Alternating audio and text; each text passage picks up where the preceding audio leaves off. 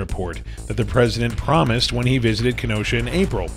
Trump signed an executive order that promised a report would be completed within 220 days that would provide recommendations to strengthen the nation's Buy American laws.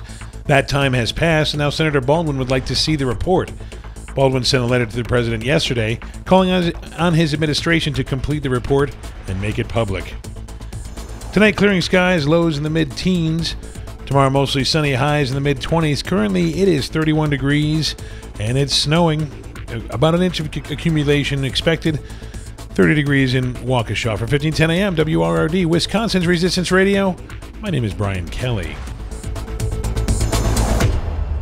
The following program is a presentation of DC Communications, LLC. Warning, you are about to listen to the greatest radio show ever. And due to contractual obligations and to shield our airwaves corporate licensees from any semblance of liability, responsibility, and gullibility, we must tell you the views represented on this show are not necessarily those of this station or its management. This radio show contains differing points of view on current political topics, and due to the nature of its contents, it should be heard by everyone. Thank you for listening. 3, 2, 1. Now live from the heart of liberal Wisconsin, where the political party is just beginning, welcome to the Devil's Advocate Show. Best friends proving it's never personal, only politics. Please allow me to introduce myself. Now here are your hosts, Dom and Crute.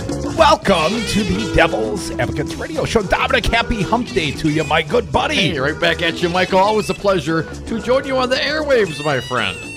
Yes, and especially today, a day where we see the great state of Alabama. They voted blue. What? They defeated Roy Moore. I told you so. Did I ever say Roy Moore was going to win? I don't recall. Let's welcome a fine guest right from the top. Our boots in Alabama. She's Lauren Young, a political consultant. Lauren, welcome to the Devil's Advocates Radio Show. Hi, thank you for having me. Hey, thank you, Lauren. Yes, likewise. Lauren, were you officially with the Doug Jones campaign or some outside pack? No, I am officially with the Doug Jones campaign. I was working on the digital stuff, so anything that they did online, I was part of. And wow, what a night. Well, Lauren, I was watching your Facebook feed last night. I was taking great encouragement. Quite frankly, my son came upstairs during the course of the electoral returns, and my son says to me, well, Dad, it's pretty close. Doug Jones could win. And I said, I don't believe it, son. I don't believe it. This isn't football. You don't score 2 touchdowns. And then the votes started coming in from Montgomery, Alabama, and Doug Jones scored like 3 touchdowns, Lauren. I know. And, I'm an Auburn, Alabama college football fan, so I have seen miracles happen. And this was college football, politics, the best night ever. It was a miracle. Anything can happen now. It really can. And Lauren, did you get to attend the party at the Doug Jones campaign headquarters last night? I did. It was actually probably more sedate than you would imagine. Everybody's pretty tired. We've all been working so hard, especially in the last few weeks, and it was just, we were cautiously optimistic heading into the night, but you never know. It was in a race this close, you couldn't possibly say for sure. The only one who truly believed was my 6-year-old niece, Charlotte. She said, Lauren, you're going to win. And you know what? She was right. Lauren, this has got to feel like you just won the Super Bowl. Let me ask you. It does. I was just thinking of buying a lottery ticket. That's how lucky I feel. Well, I'm coming down to Charlotte this weekend. Unfortunately, I think the Panthers are going to lose to our Packers. But here's my question. Oh, they probably will. Go, Pack, go. Nice. Lauren, let me ask you this question. What are the takeaways for Democrats from this race? I mean, nobody thought this would happen. I certainly didn't think so. What I would say is obviously Roy Moore, sort of a uniquely distasteful candidate, but what was the lesson? I mean, Doug Jones still won. Roy Moore didn't lose this race. This state has, last I saw, like 72% Republicans, Lauren. What was the lesson for Democrats? I think there's several to be learned. I think first and foremost, Doug Jones was a terrific candidate. He has an absolute amazing background. This is the guy he was a prosecutor. He put away 2 KKK members who bombed the church in 1963 that killed 4 little girls. I mean, this guy put them away when it was a cold case, and that's amazing. He put away Eric Rudolph, the Olympic Park bomber, and he's an amazing guy. So that, I think, is the first thing. You have to have a great candidate, for real. And then the team that Doug Jones assembled was just top notch. What they did on the ground in Alabama has never been done in Alabama before. They had people everywhere. They had volunteers everywhere. And owing to the uniqueness of the special election being the only election in the country at the time, naturally all eyes were on Alabama, and every Democrat in the country was interested. So we had a lot of volunteers coming from out of state. People from all over the country were coming to knock on doors and phone bank with at the headquarters, at all the headquarters. There were offices throughout the state. And so I think having a very strong ground game made a huge difference. And they also, as part of the digital team, I have to say, I think our social media strategy was excellent. We had people pushing our message to make sure that it reached as many people as it possibly could. We did ads that were tremendous, that really showed who Doug Jones was and showed who our opponent was. And you're right, he was a uniquely distasteful opponent, which is such a nice way of putting it. Lauren, how about African Americans? My understanding, the turnout was great amongst African Americans for Doug Jones. How did Doug Jones turn out the black vote? Wow. Well, the turnout, I haven't really had a chance to look at the numbers yet, but from what I have heard, just kind of in the last 12 hours or so, and I don't even know how long it's been. From what I understand, the turnout was even higher among the black community than it was for Obama in both elections, which is huge because we all know how important this was, and this was especially important in this race, given that the previous occupant of this Senate seat was Jeff Sessions, who is kind of known for not being so kind to the black community. So what Doug Jones did, I mean, he already had, as I mentioned, he had put away KKK members. So he already had this relationship with that community, and he went to all the churches.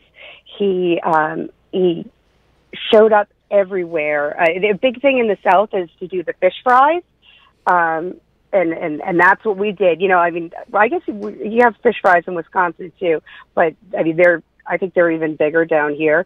And so they had fish fries, and they had, he went to the churches, and then in the last couple of weeks, he had a number of well-known members of the black community out there campaigning for him. Deval Patrick, the former governor of Massachusetts, who is very well liked, came down to campaign for him. Cory Booker, senator from New Jersey, came down.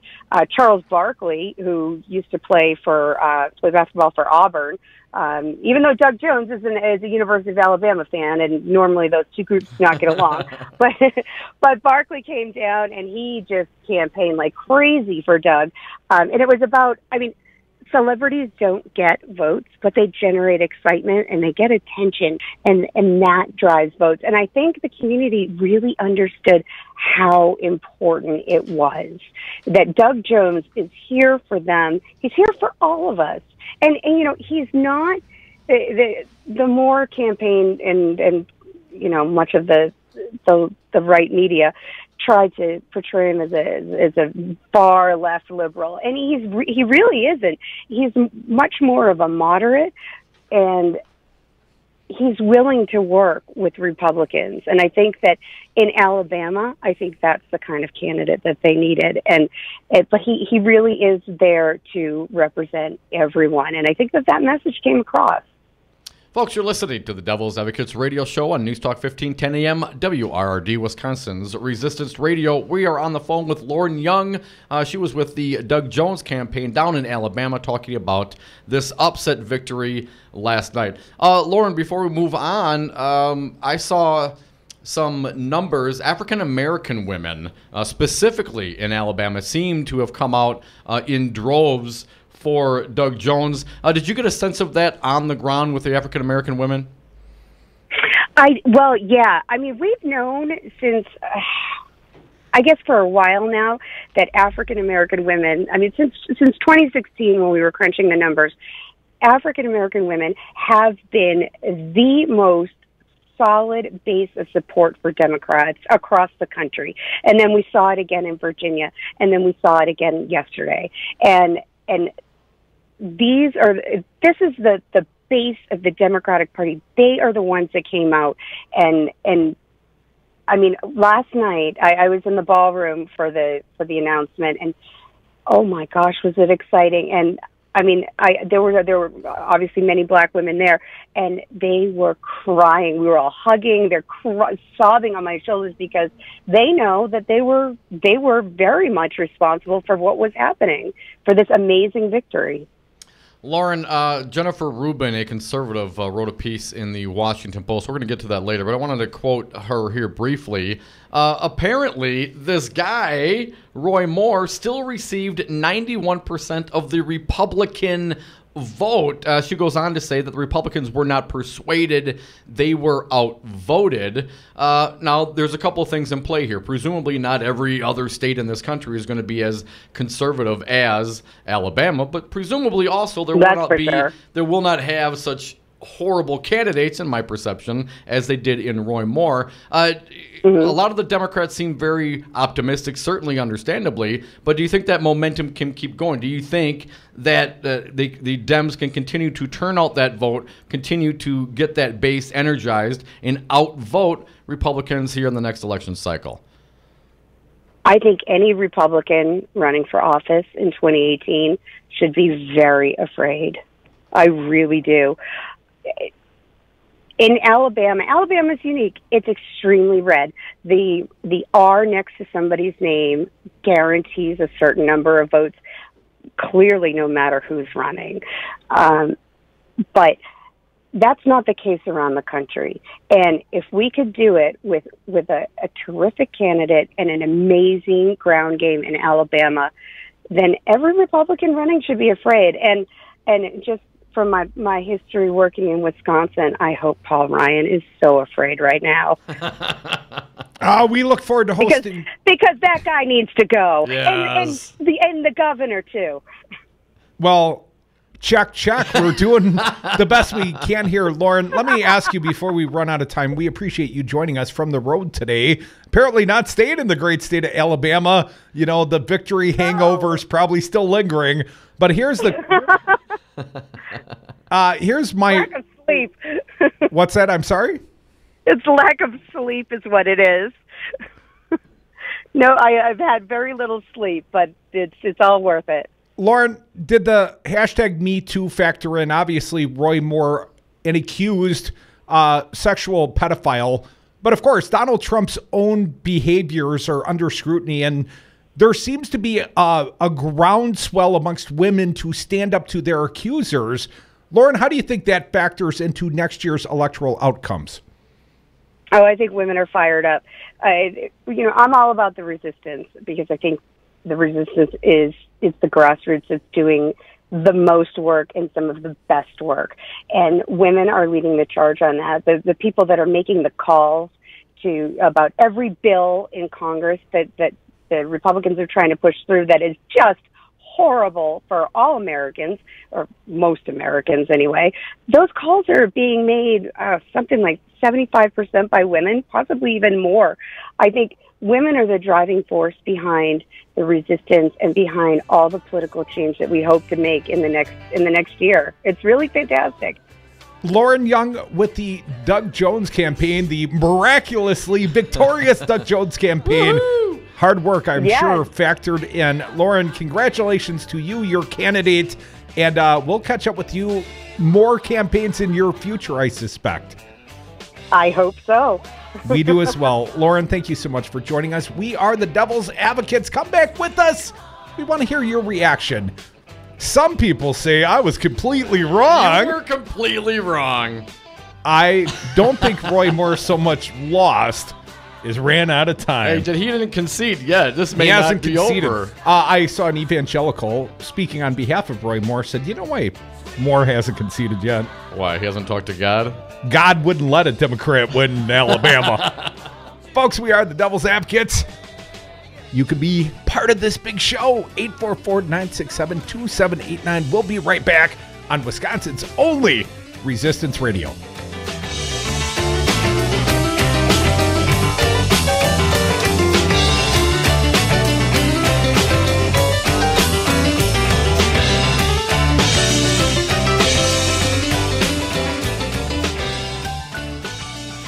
If Alabama elects liberal Democrat Doug Jones, all of our progress will be stopped cold. Hey, lady, you call him Dr. Jones. He will vote with the Washington liberals every single time. Please, it's too much winning. When Wisconsin Republican Brad Schimmel I don't have a lot of expertise. decided to run for Wisconsin Attorney General, I don't even know my own website address. even some conservatives questioned his ability. You can always say no to a request for an interview, and I kind of wish Mr. Schimmel had said no. I don't think he was ready for that. Schimmel claims to be all about law and order. You start with the default position that yes, you will enforce the laws.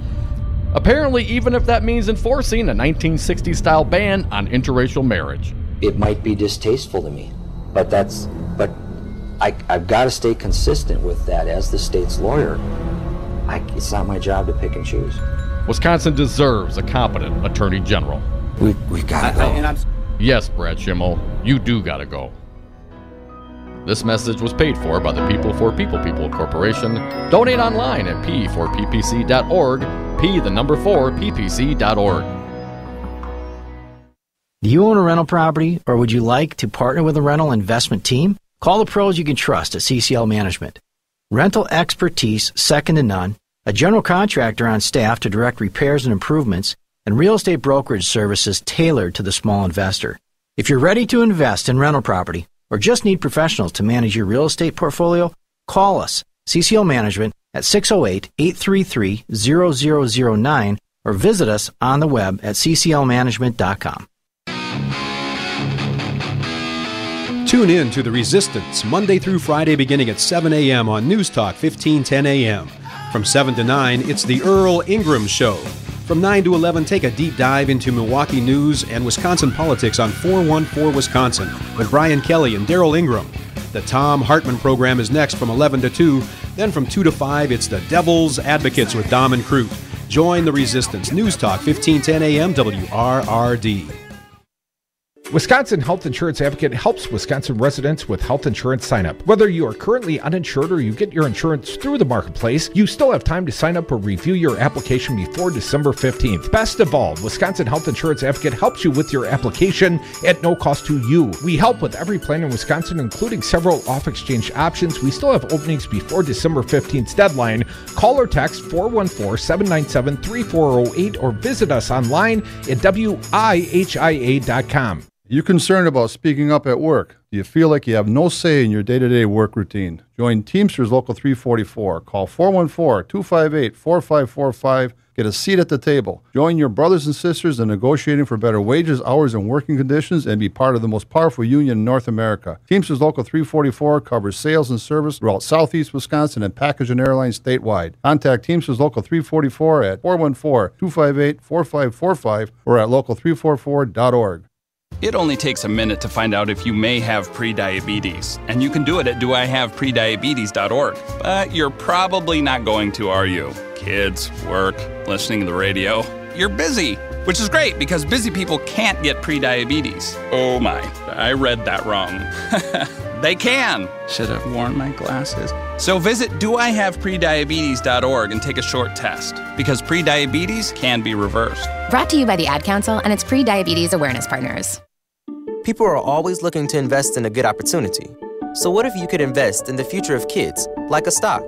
Not the kind of stock that's about making money, but a stock for social change called Better Futures.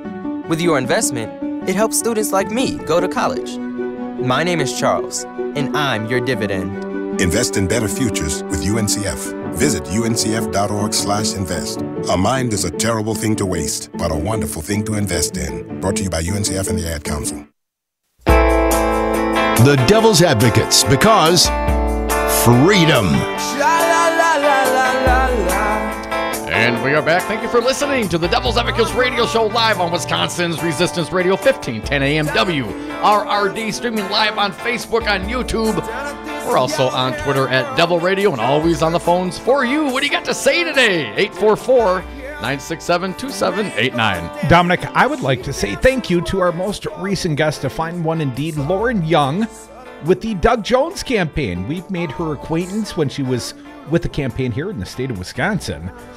And, you know, tired I get, but I'd be hungover if I were part of that victorious campaign. Perhaps a little more responsible than you, Michael. I'd have been partying like it was 1992. Charles Barkley did, for sure. He announced it on national television. I'm going to go get drunk.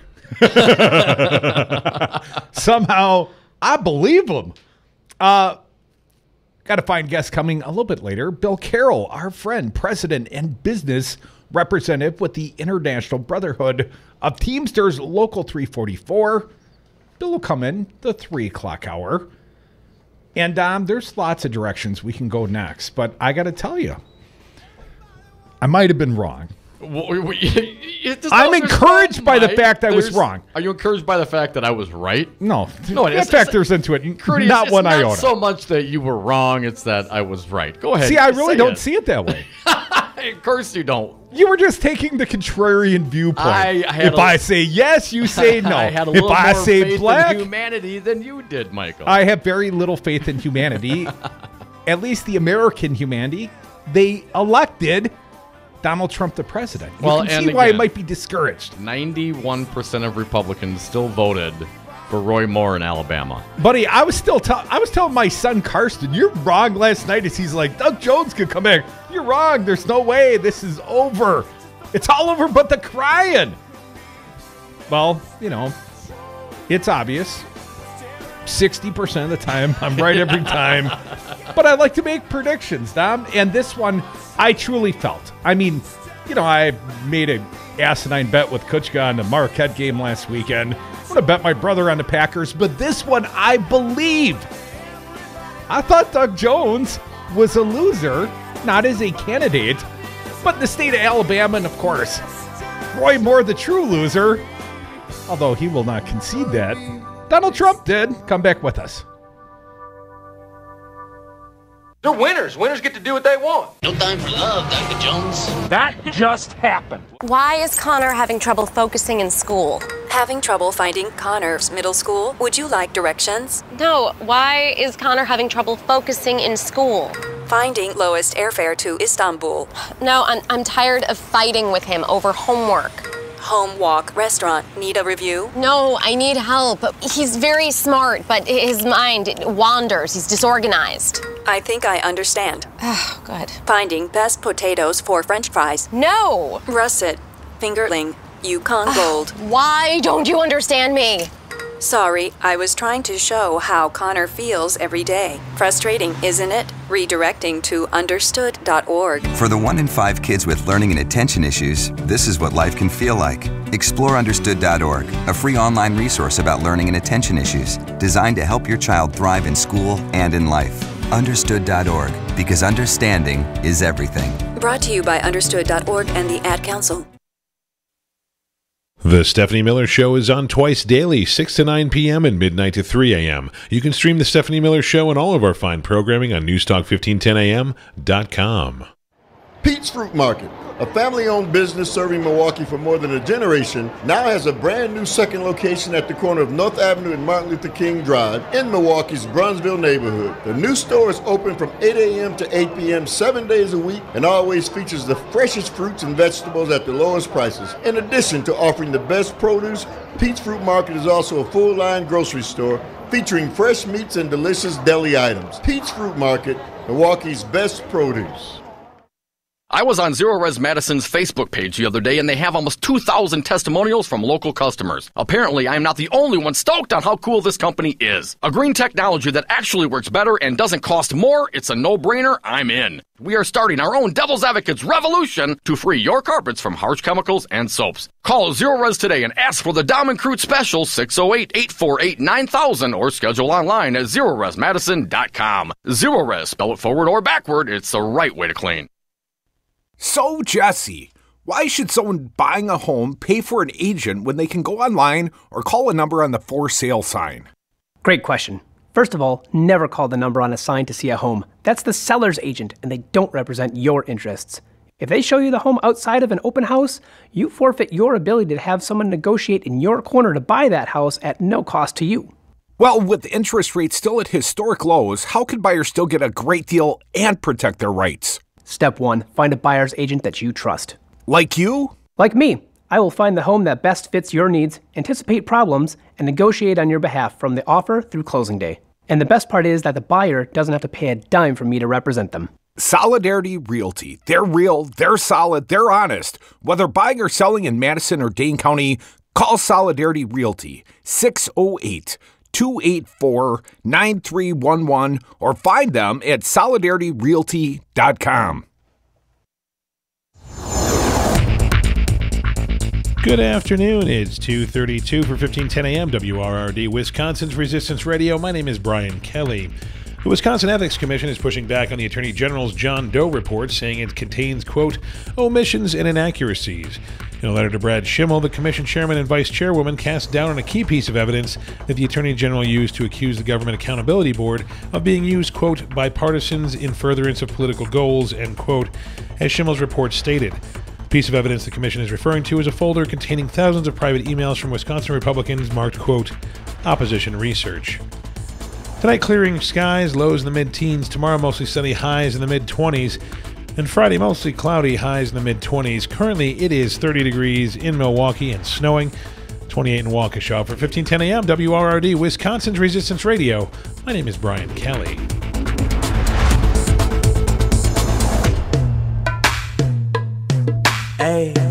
The Devil's Advocates.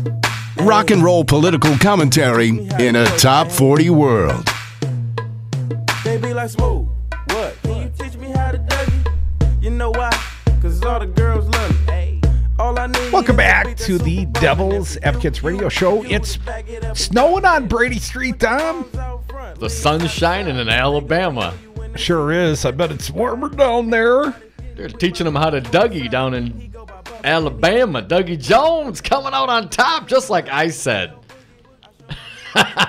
Did you say that? I don't recall you saying that. We got the tape, man. We can always You run better the tape. pull the tape because, you know, I'm very Trump-like on this topic. I don't recall saying anything about Roy Moore, and I don't recall. It wasn't you on the tape.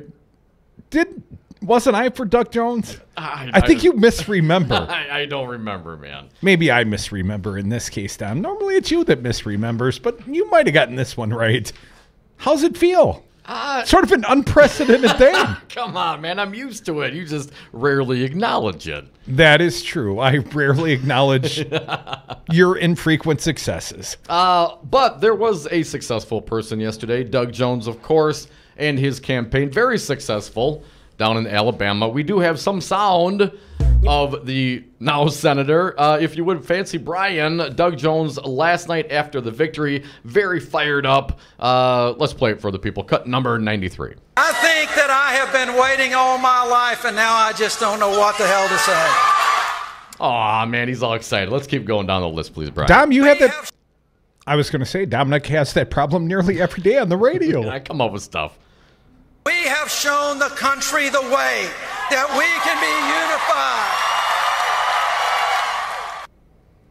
Let's keep going. I have always believed that the people of Alabama had more in common than to divide us. But again, I'm sorry, but again, let's remind, I'm sorry about that, man. 91% of the Republicans still voted for Roy Moore. It's just very stunning to me. So at least, Crudy, you know, like you can be critical and you want to stereotype conservatives or Republicans. Well, just remember, man, like 9% did not vote for Roy Moore in Alabama. So you got to assume that's the baseline of decent Republicans. About 9%. Well, and that's the other in 91% are complete and utter morons. Well, it depends on what state you're in, but I think the baseline is 9. It goes up from there. I would say here in the state of Wisconsin, might be a little less than 9. Let's keep going. Doug Jones in his victory speech last night. The African American community, thank you.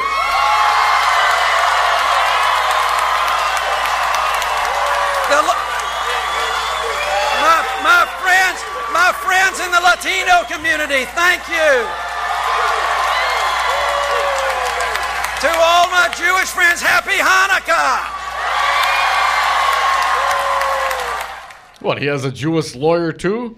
We got, what did Moore's wife say? We got a lawyer who's a Jew. What a closing statement that was. Charles Barkley, we talked with Lauren in the last segment, or a couple segments ago, down in Alabama, stumping for Doug Jones, said this, quote, "I'm so proud of my state. I love my state. We've got some amazing people here. Yeah, we got a bunch of rednecks and a bunch of ignorant people, but we got some amazing people here, and they rose up today," Barkley said on CNN. He also took moments to criticize the Democrats, saying they've taken support from black voters and poor voters for granted for a long time and expressed hope the party would take action to benefit those groups. Here's what Barkley said: "It's time for them to get off their ass and start making life better for black folks and people who are poor." It's going to be interesting to see, and this is not a full Senate term, of course, so this is going to be sooner than later. I'm not even sure when Doug Jones will get seated. Of course, they did not want Doug Jones there to vote on this tax bill. They're saying Doug Strange, the current placeholder. Well, Strange, apparently, they're going to drag it out, allow him to vote on the Trump tax cuts. Luther Strange? Luther Strange, yes. So they're going to try to let him hold that seat as long as they can, get that tax vote in prior to presumably a no coming from Doug Jones. Well, and Roy Moore, of course, even though apparently outside the legal threshold of recount, at Moore's expense, or donors to Roy Moore, more likely, they'll drag it out. I mean, think about Norm Coleman and Al Franken. I mean, Al Franken should be able to drag his resignation out at least a year, right, just for the year he got screwed by Norm Coleman not conceding his senatorial seat in Minnesota. It's going to be a similar situation with Roy Moore. You think it's going to be that long? I don't know about a year. That seemed well beyond the pale. I think Roy Moore could use the courts, could try to block the seating of Doug Jones. But the Secretary of State, I've heard him on this topic of Alabama, not Schimmel, our local resident hack, or Jeff Sessions, the former resident hack of Alabama, but the current Attorney General of Alabama says it seems mathematically unlikely that there's any circumstance of a recount that would somehow cast the ballots necessary to turn the election to Roy Moore. And what's the percent? Do you know right now? Like 1.5%, 2%? The percentage is over 0.5, over half of 1%, which would be the statutory threshold for an automatic triggered recount that the for candidate a does state not have paid to for pay. recall. Right. I think it's more than 0.5% and less than 1%, like 0.8%. No, but the margin of victory was about 22,000 votes, ironically. As a percentage was, do you recall? I think it was like closer to 2. It was about 0.8%. Don't ask me again. Oh, I'm sorry. I I've said didn't it hear twice you say now. that. Yeah. I heard you talk about the greater than 0.5. Yes. And less than 1. I believe it's 0.8%, the margin of victory. We'll double check that. Let's play some more Doug Jones' victory speech last night. As we approach this crossroads, we have work to do. We have work to do in this state to build those bridges within this state. Lots of work to do. A lot of people came out for him. Let's see if he can get it done. Let's keep going. A couple more from Doug Jones last night. This entire race has been about dignity and respect. This campaign has been about the rule of law. We have been at crossroads in the past, and unfortunately, we have usually taken the wrong fork. Tonight, ladies and gentlemen, you took the right road. Doug Jones, very enthused crowd last night, and again, more has yet to concede, and we'll see what happens. Differential, about 22,000 votes on about, 1.3 million votes cast? Do math on the radio. Tell me if I'm wrong. I don't do math on the radio. Then assume I'm correct. I would like to, Crudy, but you were wrong about Roy Moore winning. Now I have to question everything you say. I can't believe you're going to go there. I really can't believe. Come on. You're going to go there. Let's jump into this Jennifer Rubin piece, if we could, Dom. Trump is toxic, and other lessons from Alabama. Jennifer Rubin, the right turn at the Washington Post. It's hard to believe she's a conservative these days. In Alabama, a coalition of women, young voters, and African Americans handed Democratic Senate-elect Doug Jones a stunning victory. The Post reports fully 96% of African Americans supported Jones, similar to President Barack Obama's 95% support amongst this group in 2012. But Jones fared much better than Obama among white voters, garnering 30% of their votes, twice the 15% who voted for Obama. Jones made particularly large gains among white women and those with college degrees. You know, an aside, probably the happiest organization in the great state of Alabama, perhaps setting aside the Democratic Party, about this victory, or more accurately, about the Roy Moore defeat, Chamber of Commerce. What? They didn't want Roy Moore. Who wants Roy Moore to personify their state to the business community? Come to Alabama. Let me read on. Alabama voters aged 18 to 44 supported Jones by roughly 20-point margin over Moore. Young people leading the way, Dom, marking a stark shift from 2012 when Mitt Romney won voters under 45 by a very small margin. Well, Mitt Romney, different sort of candidate. I read on. Jones did not win among white college-educated women, but he came close with 45% to Roy Moore's 52%. Overall, he won women by 57% to 41% margin. In cities, Jones won by an 85% margin to a 14% margin. Wow. In the suburbs, he came close to Moore, losing by a narrow 47 to 51% margin.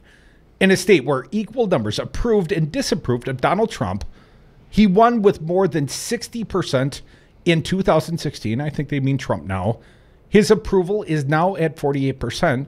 Jones won more than 90% of those who disapproved of Donald Trump. Well, I would assume that is a big, broad category these days, Tom. Again, from Jennifer Rubin in the Washington Post, a conservative writing in the Right Turn blog. I continue. Let's not forget, however, that Moore, a disgraced former judge, twice booted from the court, and an accused child molester who was openly racist and homophobic, received 91% of the Republican vote.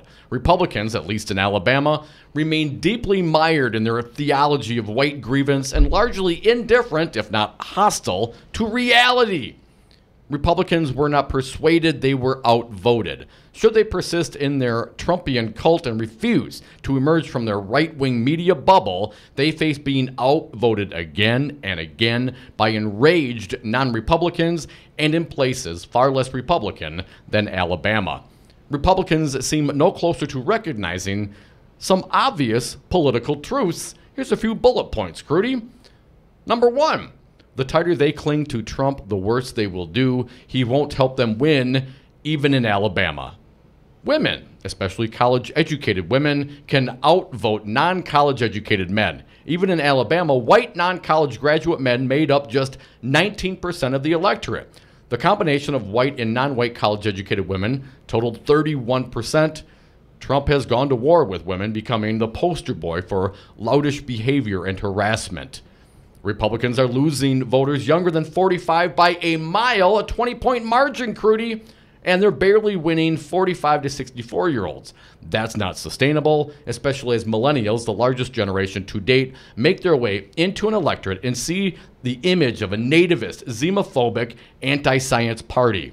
Republicans lost moderates by a 25% to 74% margin. Apparently, Trump and Moore have chased all but hardcore right-wingers from the party. Character matters at some point if the candidate's views and alleged behavior are gross enough. Even in Alabama. Let's see. Republican politicians may have permanently damaged their brand by the association with Trump, and at least for now seem incapable of saving themselves.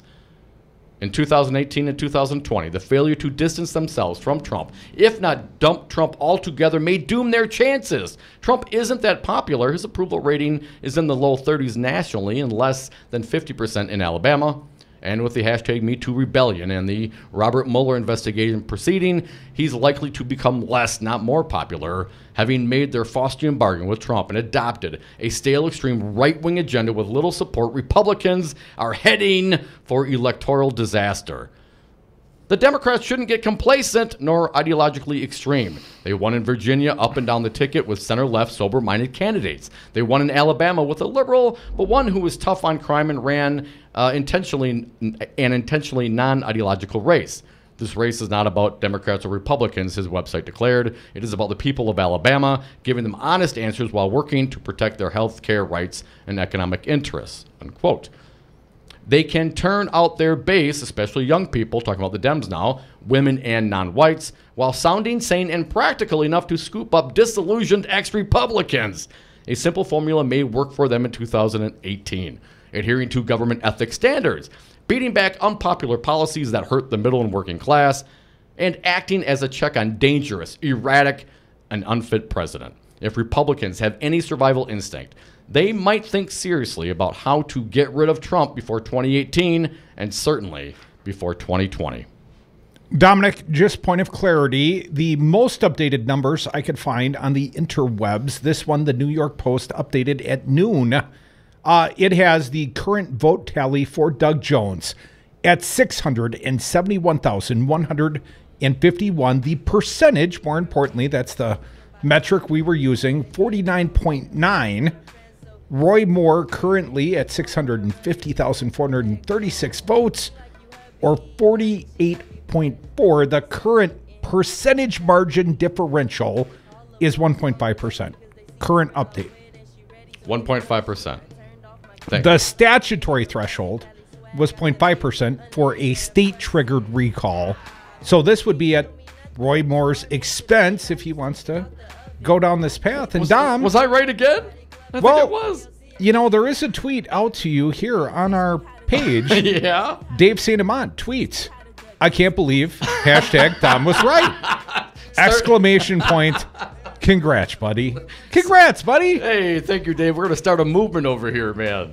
You better put this day on the calendar. Dom Day. Dom Day. Dougie Day. It's Dougie Day. Dougie Day.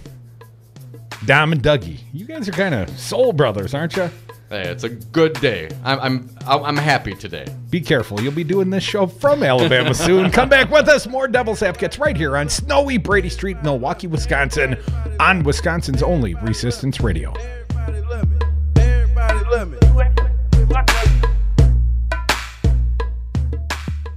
I want to see virtue and morality returned to our country. Diversity and diversity. One of our attorneys is a Jew. Not going to work here anymore anyway.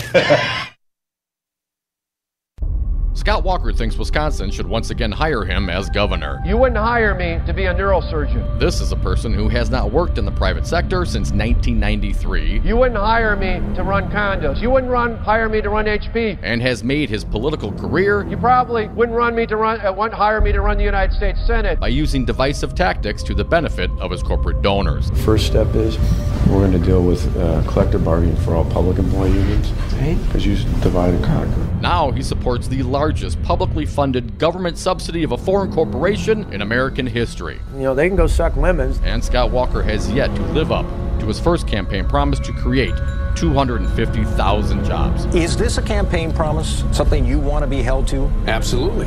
Scott Walker, we the people are done sucking your lemons. This message was paid for by the People for People Corporation.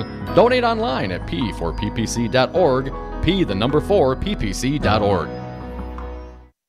Hi, I'm Anton Capella. As Chief Technology Officer at Five Nines, it's my job to make sure your network is up 99.999% of the time. Technology is constantly evolving, and keeping your business up to date in an ever-changing environment can be a hassle. At Five Nines, we're here to help. Five Nines is more than just our name. It's the level of service you can expect. Better IT gives your business a competitive advantage. Learn how Five Nines can help at fivenines.com. That's the number 5, NINES.com. Welcome back to The Dog Show. Up next, we have Satchmo. Satchmo is a member of the Shelter Pet Group. That's right, a group known especially for their couch-snuggling, ball-chasing, face-licking, and, of course, companionship. Now, let's see him in action. Look how he makes eye contact with his person. That's actually known as the treat stare. How intuitive, and now he appears to be excitedly turning in circles. Ah, the happy dance so common with this group. But really, the best way to know an amazing shelter pet like Satchmo is to meet one. Visit theshelterpetproject.org today. Adopt. Brought to you by Maddie's Fund, the Humane Society of the United States, and the Ad Council. Have you outgrown your house? Are you sick of apartment living? Not ready to buy but know you need to move? Hi folks, this is Tom Hartman for CCL Management in Middleton. You should consider moving up to one of the finer rental homes CCL Management represents. Unique houses and condos, always clean, most are pet friendly. Visit cclmanagement.com today to find your new home. CCL Management, Dane County's premier leasing and property management company. Call CCL Management at 833-0009. That's 833-0009 or visit cclmanagement.com today. Take a look under your bed. Find stuff under there? What about jobs? No? Now try your basement. There's a pair of overalls that overall you're not so into anymore. A perfectly good laptop that hasn't sat in your lap in months. And even more stuff, but still no jobs? Well, you really have both. See, stuff is defined as household articles considered as a group. Sometimes this stuff is no longer needed. Wait, no longer needed? That can't be right. Because remember those jobs you were looking for? Those are really needed, and they're the stuff inside your stuff. Even inside that winter coat that moved with you to Phoenix.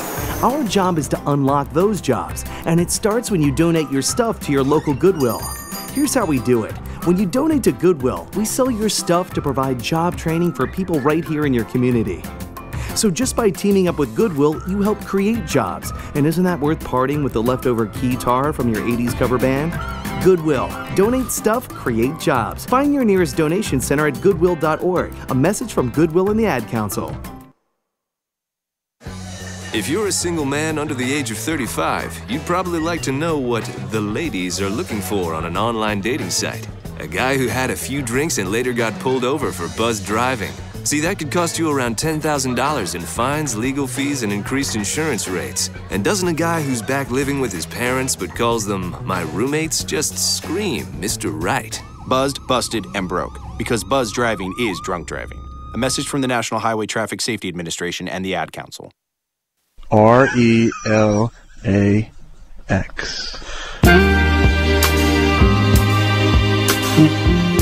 The Devil's Advocates, so relevant they have one foot in tomorrow. And we are back. Thank you for listening to the Devil's Advocates radio show live on Wisconsin's Resistance Radio, 1510 AM, WRRD. You can join us on the phones anytime, 844-967-2789. Did you just wink at me? Yeah. I'm feeling a little uncomfortable at the moment. I love to hear that RELAX. That's my guy, Aaron Rodgers, telling Packer fans to relax. And about the time the Doug Jones when the race was called last night, about the very same time, the bone scan from Aaron Rodgers. Aaron Rodgers made the announcement last night. Breaking news. He's playing Sunday, and I'm going to be there. So, last night, there was no... I had no animus over the fact that I was uniquely wrong in this assessment. But now I got a little animus because Kuchka tweets me out at like 5:04 a.m. You get a tweet. Hey, congrats, Don, finally right. I get one from Kuchka, #Crudy, @Devil Radio. I don't believe you should be able to ramble on about the return of your king. Aaron Rodgers, he references. Until you give a tip of the cap to Marquette after that thorough ass whooping they put on the Badgers. It was a beatdown. It's been a few days now, I'm just saying. And then he tweets me a video, Marquette at Wisconsin men's basketball highlights. Okay. So I've been twice wrong this week. Twice. Well, I had a few to spare this year. Well, technically, the Marquette game was last week. Well, then I've only been wrong once. You weren't entirely accurate on the spread of victory for Doug Jones. Nor were you. Well, I knew it was higher. You weren't even listening to me when I said it the first time. Let's talk about some people that might be a little nervous right now, Dom. Like Republicans? Yes! Those guys! And, like 3 girls. This article at thehill.com, Reed Wilson, and it quotes a hometown boy, or at least a home state boy. All right. The byline, though, Coronado, California, after years of strong gains in states across the country, Republicans now fear they stand to lose hundreds of state legislative seats in next year's midterm elections if there is a significant voter backlash against President Donald Trump. And I would point out, New Monmouth polling out today, Trump's at 32%. Now, I've seen low numbers like that. But for Monmouth's polling, that is the worst number he has yet had. 56% of polled voters disapproving. And the big shift, Dom, it's amongst women. Just so you're clear, over the past year, his approval rating, talking about Trump's, in the Monmouth poll has ranged from 39 to 43%. Newest polling, he's at 32. Ouch. The biggest drop came among women. 24% of women said they approved of Trump's job performance. That compares to 36% who approved in September. Curdy, you brought up the local boy. Let's get it out there before the break. Again, back to the Hill. Speaker Robin Vos said this. I think Trump's favorability ratings, I've got to be honest about it, they're certainly not helpful. If it were up to me, I would try to have him showcase more of the good things that he is doing as opposed to picking arguments with whoever it would be. I don't think that's helpful to me as an elected official. Well, if you say so, Robin Vos, I'm sure that paper tiger will change his stripes. I think, Robin Vos, perhaps you should tweet that out to the president, see what he has to say. Folks, we're the Devil's Advocates. Come back with us. Hour 2 is next. Phone lines open to you. Want to hear your reactions. 844-967-2789.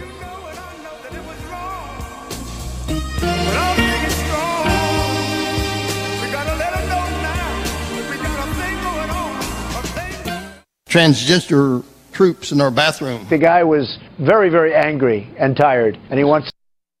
Hi, this is Brad Saug, owner of Zero Res Madison Carpet Cleaning. Zero Res is the best new technology in carpet cleaning. We have a patented process using empowered water, a high-tech process in which we force the water to act like soap. It doesn't want to stay in that state. It's jacked up and it's angry and it wants to hit the dirt and then it neutralizes. When we're done, all that's left in your carpet is just light moisture. In the end, you get the cleanest, greenest, healthiest carpet cleaning available. Call us at 848-9000. Zero Res. Spell it backward or forward. It's the right way to clean. Going through divorce is a very emotional time in someone's life, and when I went through my first divorce, I really needed someone to help me through the legal aspects of what my rights were. That's why I got in contact with Lawton & Cates. The attorneys at Lawton & Cates. It's who you turn to for legal advice. 282-6200 or lawtoncates.com. When you need an attorney, trust the voice of experience. The only choice, Lawton & Cates. We've got Jesse Pica-Holtz in studio with Solidarity Realty. Jesse, why on earth are you advertising in the Milwaukee area when you help buy and sell homes in Dane County? Simple. Since Walker's policies have taken hold 7 years ago, most new job growth in Wisconsin has happened here in Dane County because of its progressive policies. And plenty of folks who commute to or from Madison already know that many rentals here are more expensive than a fixed mortgage. Solidarity Realty. They're real, they're solid, they're honest. Whether buying or selling in Dane County, call Solidarity Realty or find them at solidarityrealty.com. The Devil's Advocates. Political commentary from the back of the class. Hey, Ike, welcome to the Devil's Advocates. What do you got for us today? Fantastic. Thanks for taking a call. And I got to start off with my favorite wrestler, Bobby the Brain Heenan. If the Wankinator was a wrestler, who do you think would most personify the current governor? I got a great name for him, Scott the Shyster Walker. I think that should be his wrestling name. I think it's already been used. I think it's his skateboard name, sir. Allegedly. You are listening to Wisconsin's Resistance Radio, WRRD, 1510 AM, Waukesha. Getting to the finish line, Tina Smith goes to Washington. I'm Michael Toscano. President Trump at the White House this afternoon explaining how the GOP tax cut plan, now close to final votes in the House and Senate, will help middle-class families. But the president apparently worried a bit about the shaky margin of yes votes in the Senate. We are going to make the American dream. And that's the real dream. That will be the dream that you want for your children and your grandchildren once again. But we need your help to get Congress across that finish line. Republicans are pushing to get it finished before new Alabama Democratic Senator Doug Jones shows up for work. Despite trailing by almost 2 points, Republican Roy Moore has yet to concede after Jones won the Alabama Senate race last night. The Lieutenant Governor of Minnesota going to the Senate, Democrat Tina Smith, appointed by Governor Mark Dayton to replace resigning Senator Al Franken. I've spoken with Senator Franken, and I know that he made the decision that he made thinking about what was best for Minnesotans. I respect the decision that he made, and I think that the important thing now is to figure out a way to move forward. No word yet from Franken on when he'll actually leave. The Thomas Fire, Southern California's largest and most stubborn wildfire burning right now, continues to threaten Santa Barbara, Carpinteria, Summerland, Montecito, and surrounding areas. Jim Roop checking on the progress fighting it. Lately, much of the fire's growth has been at night. Not just because the winds kick up then, but CAL FIRE fire behavior analyst Tim Chavez says simply because it's dark. It's very difficult to become oriented to the terrain. We move resources from other parts of the fire, so firefighters arrive in an area that they have not seen in daylight. High winds are expected Thursday, which has firefighters on edge and working to not lose what little containment they do have now. All right, thanks, Jim. Wall Street has just closed for the day, with the Dow notching another record close after the Fed hiked interest rates this afternoon. The Dow closing about 100 points up. I'm Michael Toscano. Unexpected reactions to smart financial decisions brought to you by feedthepig.org. Well, I finally did it. I improved my credit score. You're kidding, right? No. How are we supposed to be the bad boys of electro-synth pop if you're out there being responsible? The band is about to be discovered. This is our year. Yeah, you've been saying that for a while now. You think anyone in the Rock and Roll Hall of Fame was worried about their credit score? I never really thought that. Of course they weren't. Rock stars aren't supposed to think about that kind of stuff. We're supposed to think about how many guitars we've smashed, write aggressively sensitive power ballads, start questionable fashion trends, tragically break up and blame creative differences. All right, I thought maybe it was time to take control of my finances, you know? Start using a budget, get out of debt, set some goals. A budget? Debt? Set some goals? Listen, I knew that we'd have our creative differences, but I was hoping they'd involve a little more scandal. When it comes to financial stability, don't get left behind. Get tools and tips for saving at feedthepig.org. This message brought to you by the American Institute of CPAs and the Ad Council. Is your Christmas tree up? Is it real? Business reporter Tom Busby says there's a pretty big chance it's fake. 95 million homes in the U.S. will have a Christmas tree this year. Only about a fifth of them, though, will be real trees. That's because they cost more this year after farmers didn't plant as many during the Great Recession when sales were way down. I get so neurotic. Luke Bryan celebrating his 19th #1 hit, Light It Up, on top of the Billboard Country Airplay chart this week. It's the lead single from his 6th studio album, What Makes You Country, released last week. I'm in love with the shape of you. The Billboard 2017 year-end top artist ranking is out, with Ed Sheeran on top, put there by the success of his album Divide and Billboard's Hot 100 Song of the Year, the ubiquitous Shape of You. The entire top 10 are all men. The highest-ranking woman, Ariana Grande, at number 15. Only 8 female soloists are among the top 40 artists of the year, based on chart performance. I'm Michael Toscano.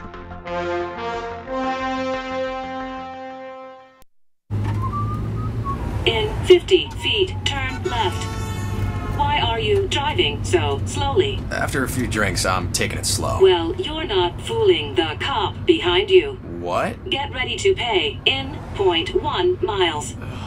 Getting pulled over for buzz driving could cost you around $10,000 in fines, legal fees, and increased insurance rates. Nothing kills a buzz like getting pulled over for buzz driving, because buzz driving is drunk driving. Brought to you by the National Highway Traffic Safety Administration and the Ad Council. Hey, America, we need to have a little talk.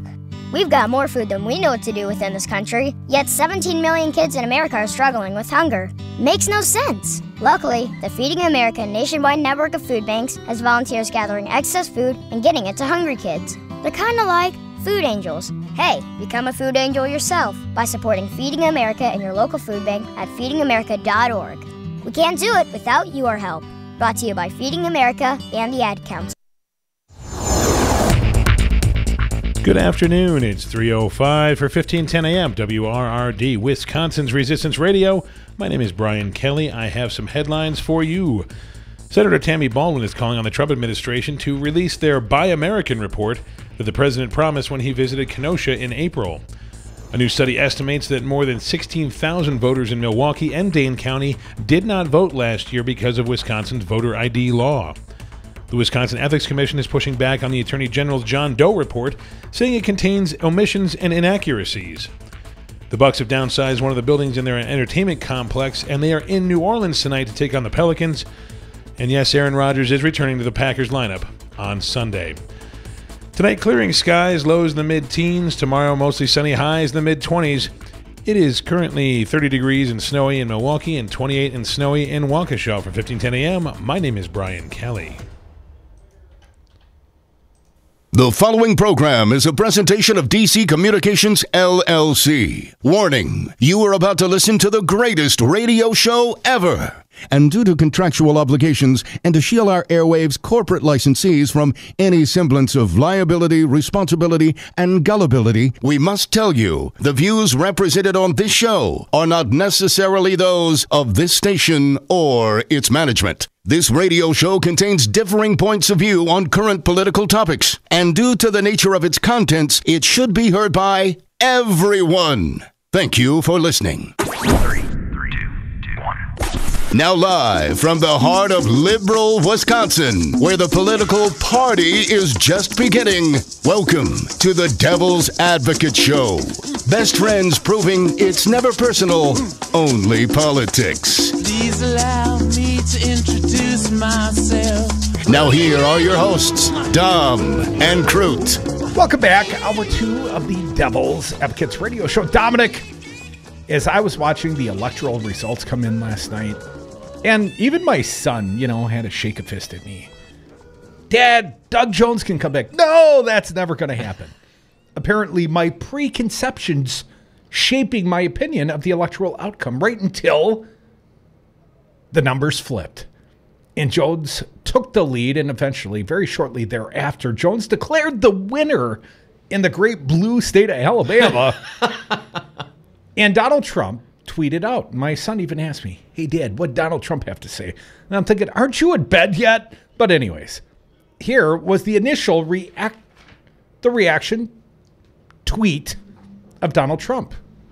And I hate to say it, Dom, it nearly bordered on gracious. What? I know. I didn't believe it either.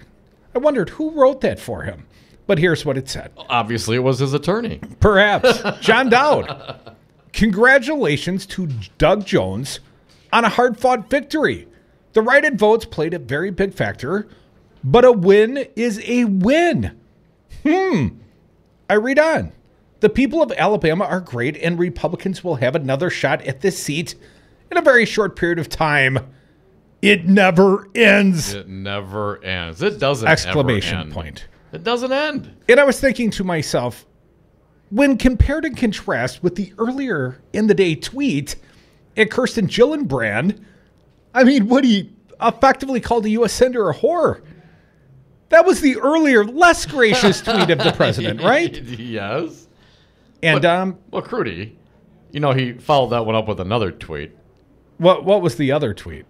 This is Donald Trump. The reason I originally endorsed Luther Strange and his numbers went up mightily is that I said Roy Moore will not be able to win the general election. I was right. Roy worked hard, but the deck was stacked against him. So is Donald Trump in some twisted way declaring intellectual victory? Yes. Then I'm doing the same on all my incorrect assessments last week. You, Kuchka, I appreciate the acknowledgement tweet. But here's what I would say. I didn't even look at any Marquette games. I didn't even know anything more than the record. I couldn't have named the head coach or 3 players on the Marquette squad. There was no research. That was a purely homer bet. And, of course, that qualifies you to be president of the United States. Sure. So what I told you was true, from a certain point of view. Yeah. Let me get to... I'll spare the rest my twisted logic. Yes, please. Or Trump's. But here's what Trump tweeted out earlier yesterday. Lightweight Senator Kirsten Gillibrand, a total flunky for Chuck Schumer and someone who would come to my office begging, in quotations, for campaign contributions not so long ago, and in parentheticals it says, and would do anything for them. Anything? Anything. Is now in the ring fighting against Trump, very disloyal to Bill and crooked - used, all caps, exclamation point. That was the less gracious tweet. What, when he refers to himself in the third person as Trump? Come on, man. The Trump is going to get you. Crudy's got no problem with that. Yeah. Apparently, though, the editorial board at USA Today does. They did take some issue with the tweeting yesterday. This is one of the most harsh editorial board op-ed submissions I've ever read in my entire life. I don't think I've ever read a more strongly worded op-ed my entire life. Should I go first, or would you? Go ahead, man. Oh, you're so courteous. Feeling gracious in your singular victory. I'm so right. You're the Doug Jones of political talk radio today. A president who'd all but call a senator is... let me try that again. Want me to start, Crudy? I feel like the Roy Moore of talk show co-host. Go ahead. Help me out, Doug. From the USA Today editorial board, will Trump's lows ever hit rock bottom? A president who'd all but call a senator a whore is unfit to clean toilets in Obama's presidential library or to shine George W. Bush's shoes. Our view. Wow! I can't believe I couldn't spit that out. Do you think it gets better from there? It really doesn't get much better than this op-ed. Please listen closely. With his latest tweet clearly implying that a United States senator would trade sexual favors for campaign cash, Donald Trump has shown he is not fit for office. Rock bottom is no impediment for a president who can always find room for a new low. Now, I've heard many Republicans are bottom feeders, Don, but apparently this no impediment for Trump. White House spokeswoman Sarah Huckabee Sanders on Tuesday dismissed also the a president's smear as a misunderstanding because he used a similar language about men. Of course, words used about men and women are different. When candidate Trump said a journalist was bleeding from her wherever, he didn't mean her nose. And as the case with all of Trump's digital provocations, the president's words were deliberate. He pours the gasoline of sexist language and lights the match, gleefully knowing how it will burst into flame in a country reeling from the hashtag #MeToo movement. A president who would all but call Senator Kirsten Gillibrand a whore is not... Oh, I already read that one. No, it's part of the writing. That's where it fits in place. They also used it as a subheadline. Well, we read it. We'll continue on. This isn't about the policy differences we have with all presidents or our disappointment in some of their decisions. Obama and Bush both failed in many ways. They broke promises and told untruths. But the basic decency of each man was never in doubt. Donald Trump, the man, on the other hand, is uniquely awful. His sickening behavior is corrosive to the enterprise of a shared governance based on common values and the consent of the governed. It should surprise no one how low he went with Gillibrand when accused during the campaign of sexually harassing or molesting women in the past. Trump's response was to belittle the looks of his accusers. Last October, Trump suggested he never would have groped Jessica Leeds on an airplane decades ago. Believe me, she would not be my first choice. That I can tell you. Trump mocked another accuser, former People reporter Nastasha Stoyanov. Check out her Facebook. You'll understand. Other celebrities and politicians have denied accusations, but none has stooped as low as suggesting that their accusers were attractive enough to be honored with their gropes. Wow. If recent history is any guide, the unique awfulness of Trump era in U.S. politics is only going to get worse. Trump's utter lack of morality, ethics, and simple humanity has been underscored during his 11 months in office. Let us count the ways. Oh, yes, please. Bullet points, Dom. He, Donald Trump, is enthusiastically supporting Alabama's Republican Senate candidate, Roy Moore, who has been accused of pursuing and in one case molesting and in another assaulting teenagers as young as 14 when Moore was the county prosecutor in his 30s. On Tuesday, Trump summed up his willingness to support a man accused of criminal conduct. Roy Moore will always vote with us. Bullet point number 2. Trump apparently is going for some sort of record for lying while in office. As of mid-November, he had made 1,628 misleading or false statements in 298 days in office.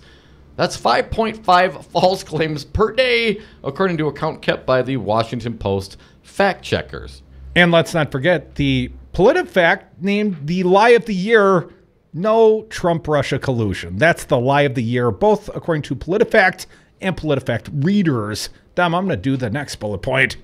Trump takes advantage of any occasion, even Monday's failed terrorist attack in New York, to stir racial, religious, or ethnic strife. Congress must end chain migration, he said Monday, because the terror suspect entered our country through extended family chain migration, which is incompatible with national security.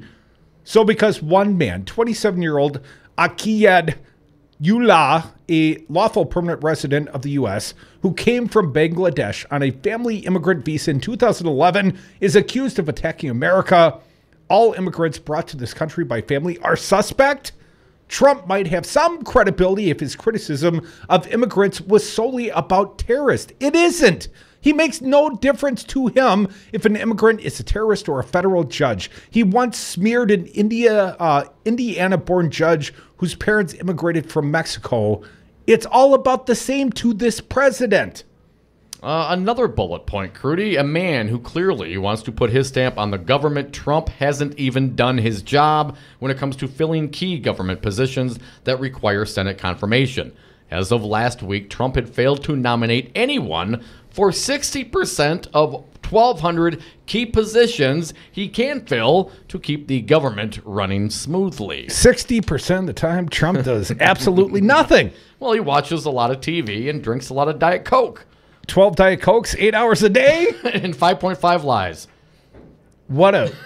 At least he's got a routine down. Right.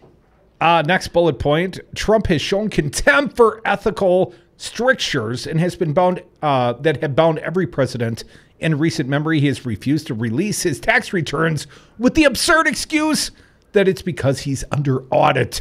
He has refused to put his multi-billion-dollar business interest, maybe million, I just conjecture, $1 million business interest in a blind trust, and peddles the fiction that putting it in the hands of his son does the same thing. Oh, a blind trust?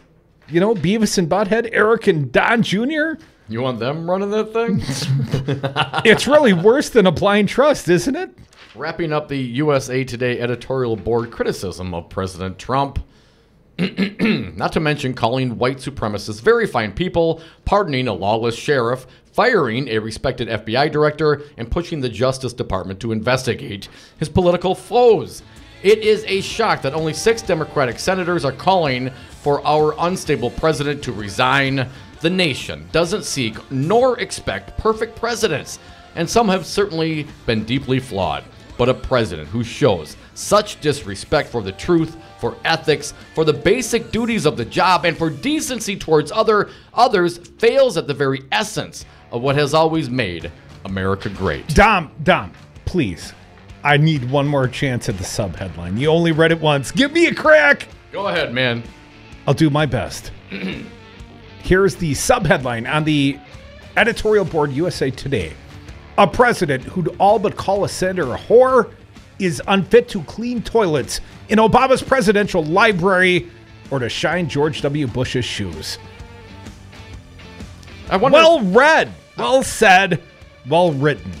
Well, Donald Trump had a tweet out about media today, Crudy. Maybe we'll come back after the break. You can join us on the phones as well, 844-967-2789. We are the Devil's Advocates on Wisconsin's Resistance Radio 1510 AM WRRD.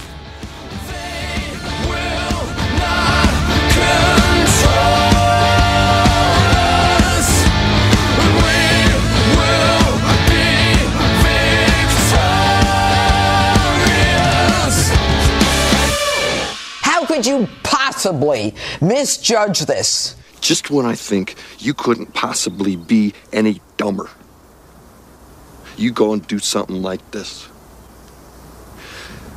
And totally redeem yourself! And that's when the whores come in. I hope. You know what that means, right? Do you own a rental property, or would you like to partner with a rental investment team? Call the pros you can trust at CCL Management. Rental expertise second to none, a general contractor on staff to direct repairs and improvements, and real estate brokerage services tailored to the small investor. If you're ready to invest in rental property or just need professionals to manage your real estate portfolio, call us, CCL Management, at 608-833-0009 or visit us on the web at cclmanagement.com. Hi, I'm Anton Capella, Chief Technology Officer at Five Nines. Five Nines is more than just our name. It's the level of service you can expect. We provide 99.999% uptime. That's the highest availability and performance you can get. You have enough to worry about with your business data, web, security, and cloud services, so we'll manage your IT so you don't have to. Visit 59s.com. That's the number 5NINES.com. Dave, what are you doing? Just sending a gift to Dave 2037. Who? Me in the future. I save a little money from every paycheck as a gift to Dave 2037, so he can spend it on things like anti-gravity boots or a hologram Doberman, something cool like that. I think Dave 2037 deserves it. He worked hard. What are you getting Steve 2037? I guess I was thinking Steve 2037 would just fend for himself. Well, all right, but don't expect to be borrowing my anti-gravity boots. You want to have money in your future? You got to start saving now. Putting some money from every paycheck into a savings account or contributing to your 401k can make a big difference later. Put away a few bucks, feel like $1 million. For free ideas and easy ways to save, go to feedthepig.org. That's feedthepig.org. Hey, let's just hope Steve 2037 doesn't get his hands on a cool time machine, because he is going to come back here and knock some sense into you. This message brought to you by the American Institute of Certified Public Accountants and the Ad Council. Pete's Fruit Market, a family-owned business serving Milwaukee for more than a generation, now has a brand new second location at the corner of North Avenue and Martin Luther King Drive in Milwaukee's Brunsville neighborhood. The new store is open from 8 a.m. to 8 p.m. 7 days a week and always features the freshest fruits and vegetables at the lowest prices. In addition to offering the best produce, Pete's Fruit Market is also a full-line grocery store featuring fresh meats and delicious deli items. Pete's Fruit Market, Milwaukee's best produce. You concerned about speaking up at work? Do you feel like you have no say in your day-to-day work routine? Join Teamsters Local 344. Call 414-258-4545. Get a seat at the table. Join your brothers and sisters in negotiating for better wages, hours, and working conditions, and be part of the most powerful union in North America. Teamsters Local 344 covers sales and service throughout Southeast Wisconsin and package and airlines statewide. Contact Teamsters Local 344 at 414-258-4545 or at local344.org.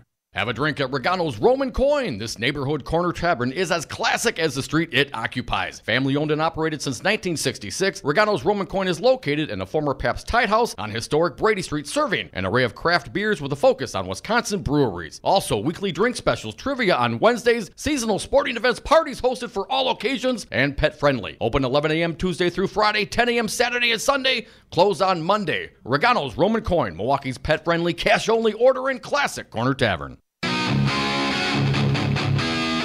Tune in to The Resistance, Monday through Friday beginning at 7 a.m. on News Talk 1510 a.m. From 7 to 9, it's The Earl Ingram Show. From 9 to 11, take a deep dive into Milwaukee news and Wisconsin politics on 414 Wisconsin with Brian Kelly and Daryl Ingram. The Tom Hartman program is next from 11 to 2. Then from 2 to 5, it's the Devil's Advocates with Dom and Crute. Join the resistance. News Talk, 1510 AM, WRRD. The Devil's Advocates, making radio great again. And we are back. Thank you for listening to the Devil's Advocates radio show live on Wisconsin's Resistance Radio, 1510 AM, WRRD. You can join us on the phones, 844-967-2789. Dominic, my understanding, Ron Johnson had some comment to make on the election of Doug Jones. Did you note that?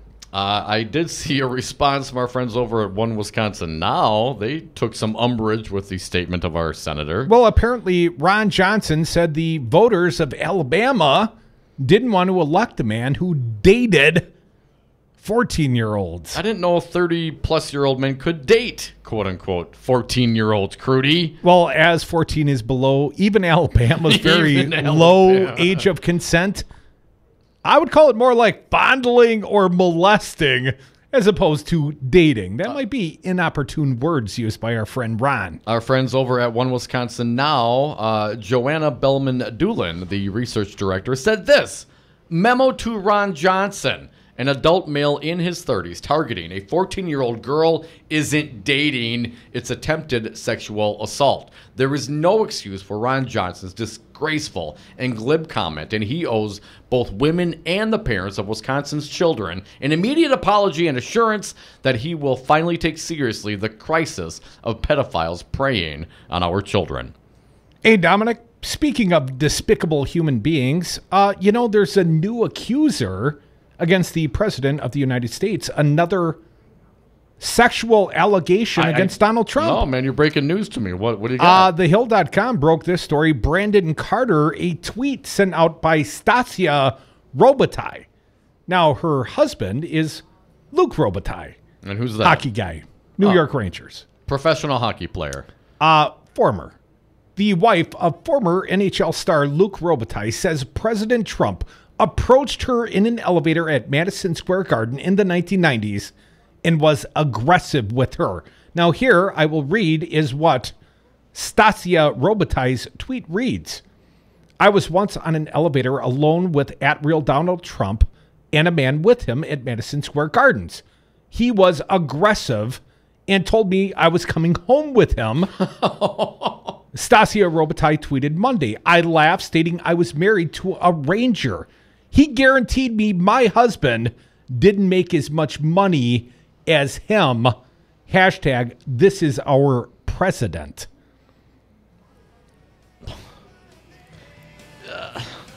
Another one. That's interesting. I wonder if Trump's going to tweet her out. Another woman lying about her interaction with Trump. Here, she was accused, Stasia Robitaille, some Trump trolls going after her on the Twitterverse. She later responded to a tweet accusing her of making up the incident. Her quote, I'm not a lefty liberal, and I'm not looking for attention.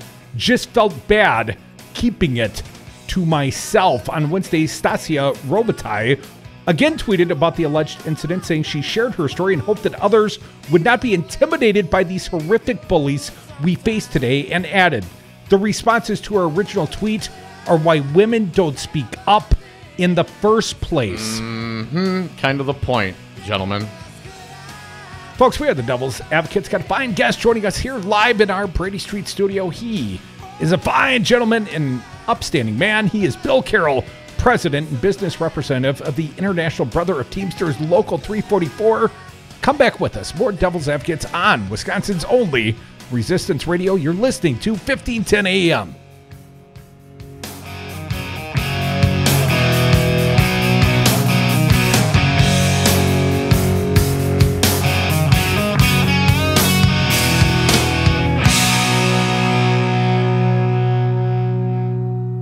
There is nobody that respects women more than I do. Today we decided to walk to school. The light counted. 15, 14. 31? I mean, 13? We took a left on Carroll Street. Danny's smart, but he gets distracted. He realized he forgot his homework. I hope he doesn't have another bad day at school. When you can see learning and attention issues from their side, you can be on their side. That's why there's Understood.org, a free resource for the parents of the 1 in 5 kids with learning and attention issues. Go from misunderstanding to Understood.org. Brought to you by Understood and the Ad Council. Okay, forest animals, kids are coming to the forest, and it's up to us to make their visit a good one. Sparrow, have you practiced the most popular bird songs for the year? Of course. Catchy. I like it. River, how's the temperature? It's a refreshing 52 degrees, man. I love it. Turtle. He's not here yet, man. He's late every morning. Okay. Squirrel. The forest has been preparing just for you. To learn more about cool things to do in the forest, visit discovertheforest.org. Brought to you by the U.S. Forest Service and the Ad Council. I am here from the future. The bridge is out because you didn't fund the roads. Listen to 1510 AM WRRD, Milwaukee, Waukesha. Listen to them if you want to live. Wisconsin's doing terribly. The roads are a disaster because they don't have any money to rebuild them. They're borrowing money like crazy. They projected a $1 billion surplus, and it turns out to be a deficit of $2.2 billion. The schools are a disaster. The hospitals and education is a disaster. And when I see Scott Walker with his little motorcycle and puts his helmet on and he gets off and he makes a speech, but he's always riding like he gets off a bike like he's a big tough guy, okay, or a little tough guy. Their lobbyists, their special interests, and their donors will start calling. They gave you $1 million to your campaign, and this one gave you $5 million, and this one, you have to do it. You know what he's going to say? Okay, I'll do it. Mr. Trump, you're using the talking points of the Democrats, and as we all know, that failed facts. This message was paid for by the People for People Corporation. Donate online at p4ppc.org, p4ppc.org. I was on Zero Res Madison's Facebook page the other day, and they have almost 2,000 testimonials from local customers. Apparently, I am not the only one stoked on how cool this company is. A green technology that actually works better and doesn't cost more, it's a no-brainer, I'm in. We are starting our own Devil's Advocates revolution to free your carpets from harsh chemicals and soaps. Call Zero Res today and ask for the Diamond Crude Special 608-848-9000 or schedule online at ZeroResMadison.com. Zero Res, spell it forward or backward, it's the right way to clean. I'm State Representative Jocasta Zamaripa. And I'm Joel Clayfish. Listen to us on the Joel and Jocasta Show, Saturdays at 3 p.m. She's a Latina woman from the inner city of Milwaukee, and I'm a white guy from the suburbs. Diversity in the white guy. You are not going to believe what you hear on this show. I'm telling you, you're going to have to listen. News Talk, 1510 a.m., WRRD. Wisconsin's Resistance Radio.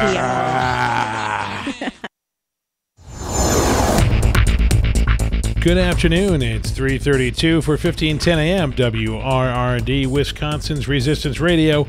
My name is Brian Kelly. Senator Tammy Baldwin is calling on the Trump administration to release their Buy American First report that the president promised when he visited Kenosha in April. Trump signed an executive order that promised a report would be completed within 220 days that would provide recommendations to strengthen the nation's Buy American laws. That time has passed, and now Senator Baldwin would like to see the report.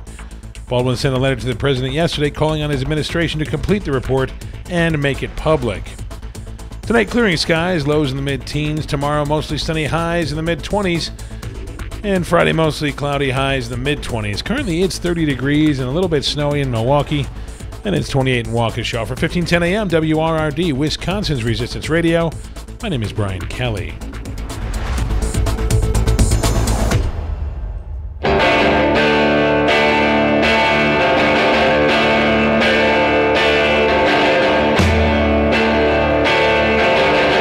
Kicking ass and taking names since the Wisconsin Uprising. Dom and Crute are the Devil's Advocates. Welcome back to the Devil's Advocates Radio Show. Dominic, we've been joined live in studio by a fine guest and a good friend of ours. He is Bill Carroll. He is the president and business representative of the International Brotherhood of Teamsters Local 344. Bill, welcome back to the Devil's Advocates Radio Show. Thanks, Prudy. Great to be back here again. Yeah, thanks, Bill. Good to see you, man. Hey, Dom. Now, president, that wasn't always your title. Bill, did you get a promotion? Well, actually, I have been the president for the better part of the last 20 years. I started out as just a regular working stiff delivering packages for UPS. And, did some part of your role change, Bill? I thought some part of your role changed. Well, It's about to, starting at the beginning of the year. Am I breaking news here, Bill? Am I talking out of school? Not really. It was actually codified yesterday at our executive board meeting. But I will be the new principal officer of Local 344 as of January 1st. That's awesome, man. Especially for me, because I can't afford to be wrong again this week. So congratulations to you, my friend. Bill, you're also the political director of the local Teamsters. Yeah, actually for the statewide Teamsters. And Bill, I got to ask you, maybe not exactly analogous with the state of Wisconsin, but this, sort of stunning victory last night, Doug Jones in the state of Alabama. Is there a takeaway for the unions here in the state of Wisconsin? Well, it's always great to have another Democrat in the Senate. Hopefully that might help any semblance of a firewall we might be able to have to prevent some more anti-worker legislation that is on the horizon that the Republicans have planned for us right now. And Bill, you pointed out before we went on the air, Alabama's been a right-to-work state for a long time, correct? Yeah, they were one of the original 12, I believe, that came in with the Taft-Hartley Act in 1947. And what does that mean for those that might not be aware? Because it seems like right to work, well, that's a good thing, but it's actually very anti-union, isn't it? Absolutely, yeah. It's a real misnomer because what right to work does, it allows organized shops that are union shops. It allows individual people who object to the union to get out, which really compromises what a union is all about. Bargaining collectively is the heart of achieving strong labor agreements. So when we have free riders and scabs who don't want to pay their dues, all the other members have to pick up and basically pay for their representation. They're essentially subsidized by everybody else. Yeah, absolutely. Bill, here in the state of Wisconsin, we certainly know something about governmental undermining of the union efforts, whether it was Act 10 in the public sector unions, whether it was right to work or rollback of prevailing wage. A lot of anti-union efforts going on, of course, spearheaded by Scott Walker. In my understanding, Scott Walker, almost immediately after the inauguration of Donald Trump, went out to D.C., met with Trump, met with Pence, and says, I know how to do it. Follow my lead. Bill, could you see the Scott Walker anti-union attitude going on the road, going national under this Trump administration? Yeah, actually, I recognize the same kind of attitude. I think the dynamic is a little bit different because although they have majorities in both houses, these would be national undertakings, and there's some real union strongholds across the country that aren't going to put up with it, I can tell you that. Bill, what about unions for federal workers? How does that work, if you can tell me? Well, it's really just the same thing as government workers at the state level. It's the same type of dynamic, same bargaining process. They've got the same sort of constraints as we had prior to Act 10 as far as bargaining goes. Although I got to say I'm not an expert at public sector bargaining, but that's my understanding of it. Folks, you're listening to the Devil's Advocates Radio Show. Got a good guest and a good friend. He's Bill Carroll, President, Business Representative, International Brotherhood of Teamsters, Local 344. And what's the new title, Bill?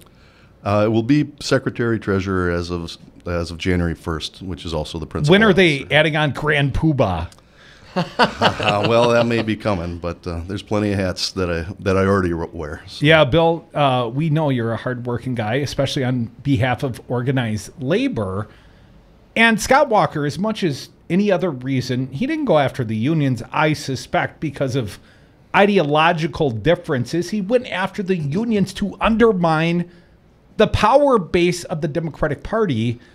Now, here we go again. We got another election year coming up in the state of Wisconsin. Same guy, he's on the ticket again. Bill, what is the effort of the unions going to look like, at least speaking for Teamsters? Is Scott Walker on the radar? Is he a target, at least here locally? I realize, Teamsters don't hang a D on the front door, but I suspect many of the working men and women are Democrats or Dem supportive.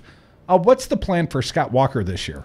Well, all the activity that has gone against unions since Act 10, since 2011, has started to actually take effect, I hate to admit. It's stretching our resources from a monetary standpoint.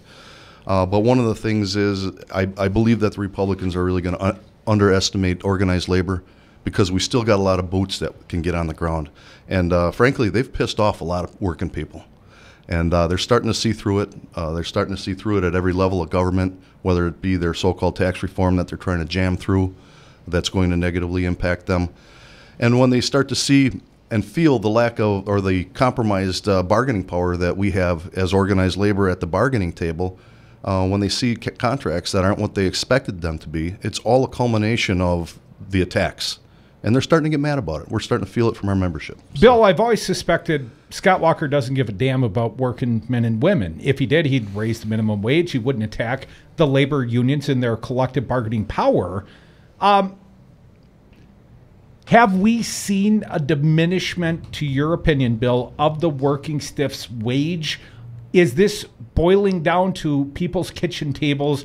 Has Scott Walker's attacks on the union affected the broader economy, to your opinion, sir? I think right now we're feeling it at a minimal level, but it's going to increase. The repeal of the prevailing wage in the construction industry is going to erode wages. It's going to erode safety standards. It's going to erode working conditions. There's no questions about that. It just hasn't been shown yet, but it's going to happen. We all know what's going to happen. It's going to hit. Same thing with right to work. It's going to reduce bargaining power. Our members are going to start feeling it. It's just part of what their plan has been for organized labor. It's been nothing but contempt for working people. Bill Carroll, he is the president, Teamsters Local 344, joins us in studio. Bill, I was reading a piece in Political yesterday talking about the looming pension crisis here in this country, and that this could be an issue that has to be addressed perhaps in the budget. We know the Congress just signed another two-week budget. That's how we do governing here now in this country. But some Dems and some labor leaders are suggesting that this pension issue should be addressed in the budget. Wanted to get your take on this. The Teamsters were mentioned among many other unions that are involved with Central States and some others. What's your take on the status of these national pension plans right now? Well, I guess the first thing I want to say is that not every pension plan is suffering like the big ones that you hear in the news, namely Central States. That one is in critical and declining condition. There's been legislation that has been proposed by Senator Sherrod Brown out of Ohio called the Butch-Lewis Act. It's a little bit complicated to explain. I think I'd need another hour to explain all the mechanics on how that would help be able to provide benefits and funding for the pension plans to get them out of that, the problems that they have today. So we're going to work hard to try to get that legislation passed. But again, not every pension plan is like that. I'm actually the chairman of our own pension plan with Local 344, Milwaukee Drivers, and our plan is very solid.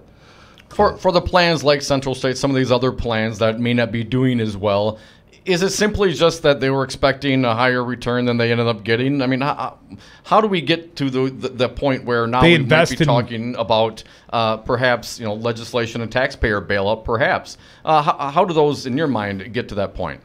Well, without getting too far into the internal politics of it, and I've got a few of my own opinions regarding that. I'm sure you do. The main driver that I believe is commonly recognized is that there was just an absolute exodus of trucking companies under the Master Freight Agreement due to deregulation in the 70s and early 80s. I think it was finally signed into law by Reagan. That caused a mass exodus of trucking companies. They had a lot of unfunded liability. These companies escaped their what they call withdrawal liability, and that's the money that they owe to pay those benefits, and they all skipped out of town and went out of business. Right now, I believe that there's only maybe 2 or 3 trucking companies now that are contributory to it, and they have insurmountable withdrawal liability. It would be instant bankruptcy if they tried to get out of these funds, so they're kind of locked in. But really what it's been, that's really what is driving it, is they call all the pensioners that are enjoying benefits right now, they don't have backup pension contributions from current employees to help fund their retirements. So it's all kind of blown up on them. Now, when you say some of those trucking companies, they skipped out, did they just not provide those people who had pensions with those companies? Are they screwed?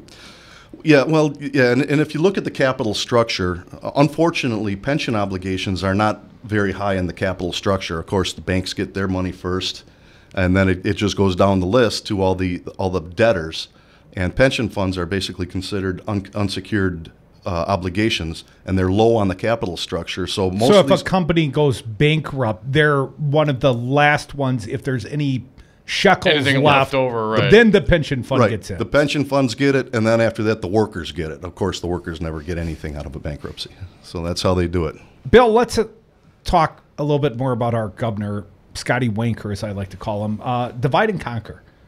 And he used initially Act 10 to turn much of the electorate here in the state of Wisconsin against their kids' teachers, against people that plowed the streets. And he did so with purpose, with malice, I would suggest. But he did so in a fashion that turned neighbor against neighbor. And I guess here's my question in regards to pensions. The average workaday Joe doesn't get a pension, at least if they never joined a union, if they never worked in a union shop. Do you envision that the Trump administration will use that same lack of benefit to the non-union person to villainize and say, well, look at these union guys, they got their pensions, you don't have to bail them out? Of course, we would bail out the banks, but that's a different conversation, Bill. Right. Well, first of all, it's money owed because pensions are really deferred compensation. Employees agree, and pension funds are set up because it's more or less of a savings plan for their retirement. They don't take it on the wages up front. They take deferred compensation in the form of contributions into a pension plan, and they expect that money to come back to them when they retire, and rightly so. So that's really, the basic mechanics of how a pension fund works, but it's still compensation that these employees earned. They just decided to, instead of putting it in their checking account, they put it into a pension fund with the expectation they're going to get a benefit at the end of the road. Folks, you're listening to the Devil's Advocates Radio Show. Got our friend Bill Carroll from Teamsters Local 344 live in our Brady Street studios. Bill, stick around. I got to ask you about some Foxconn that apparently moving forward in earnest. All indications are. I want to get the union insight on that. I mean, I'm sure you guys would like to work, but I want to get your opinions. Come back with us. More Devil's Advocates. Dom Crute and Bill Carroll live on Brady.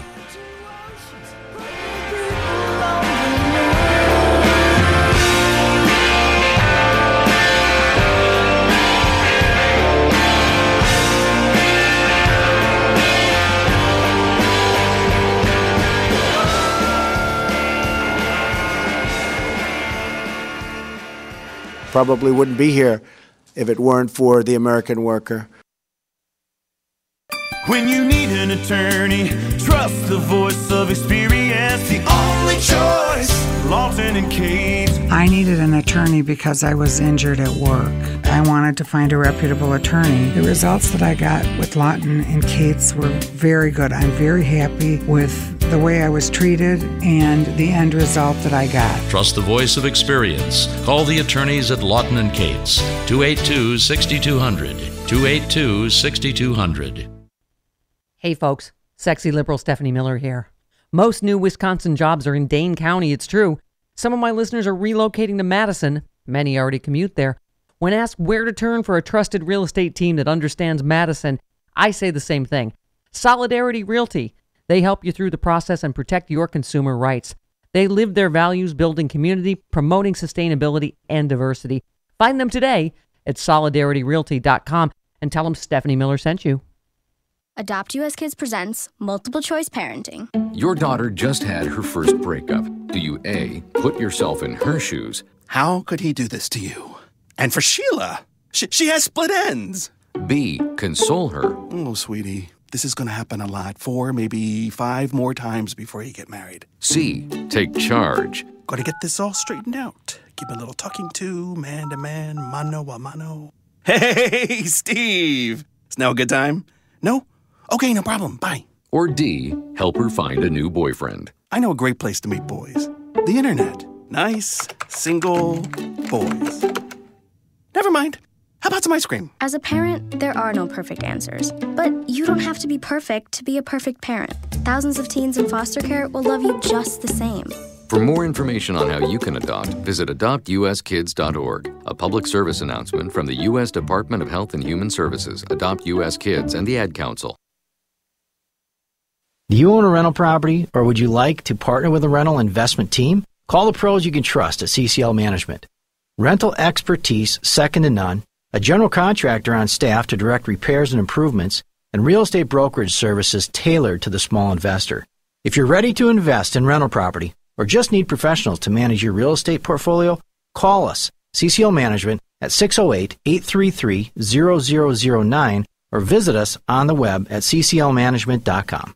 Wisconsin Health Insurance Advocate helps Wisconsin residents with health insurance sign-up. Whether you are currently uninsured or you get your insurance through the marketplace, you still have time to sign up or review your application before December 15th. Best of all, Wisconsin Health Insurance Advocate helps you with your application at no cost to you. We help with every plan in Wisconsin, including several off-exchange options. We still have openings before December 15th deadline. Call or text 414-797-3408 or visit us online at wihia.com. I'm more resourceful than I thought. My suit can still make an impression. My video games are still game changers. And my lamp can bring others a bright future. Because when I donate my stuff to Goodwill, it helps fund job placement and training for people right in my community. Now my stuff gets a second chance. And will give someone in my community a second chance too. Goodwill. Donate stuff, create jobs. Find your nearest donation center at goodwill.org. That's goodwill.org. This message brought to you by Goodwill and the Ad Council. It's a lot easier to measure how many times students use a semicolon correctly in an essay. Educated educators talking education. Than it is to measure how many wonderful ideas are in that essay. Busted Pencils. There is no teacher shortage. With Dr. Tim Slecker. There is a teacher exit. Featuring Matt Damon's mom. You want to know what my mom would say? We've had an intrusion into education. Busted Pencils Radio. Saturdays at 11 on Resistance Radio. 60% of the time, they're right every time. Dom and Krutz are the Devil's Advocates. And we are back. Thank you for listening to the Devil's Advocates radio show live on Wisconsin's Resistance Radio, WRRD 1510 AM. If you miss any of this fine program, please go to the website. You can download for free podcasts of interviews and segments. And Dominic, we've got a good friend, a fine Teamster, and you're also a sponsor of this fine show. We appreciate that, especially. He is Bill Carroll. He is the president business representative of Teamsters Local 344, International Brotherhood of Teamsters. Bill, I got to ask you about this big project that's been promised in Racine County, the Foxconn. Certainly, you've got a lot of laborers that, not only in the Teamsters, but broadly in the unions. There's got to be some mixed emotions here, Bill. I would assume the unions want some of the work. If you're going to build this facility that's 98 times as big as the Pentagon or whatever they're claiming, right, well, it's going to take a lot of labor. Bill, broadly, what's the Teamsters or what's the union opinion of this Foxconn deal? Well, absolutely. We'd be happy to be involved in any and all work that's done on that project. The problem is that I believe that Governor Walker decided to tout the right-to-work legislation as one of the carrots that they dangled in front of Foxconn. So I'm not sure how that's all going to play out.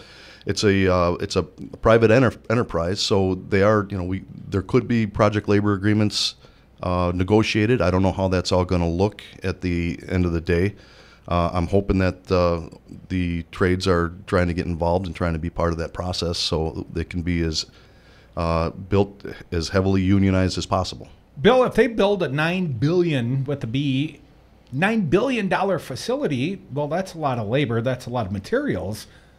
Do you think there are Wisconsin firms capable of, general contracting, subcontracting this work? Are there enough laborers here in the state of Wisconsin to go to work all at once on a project of this sort?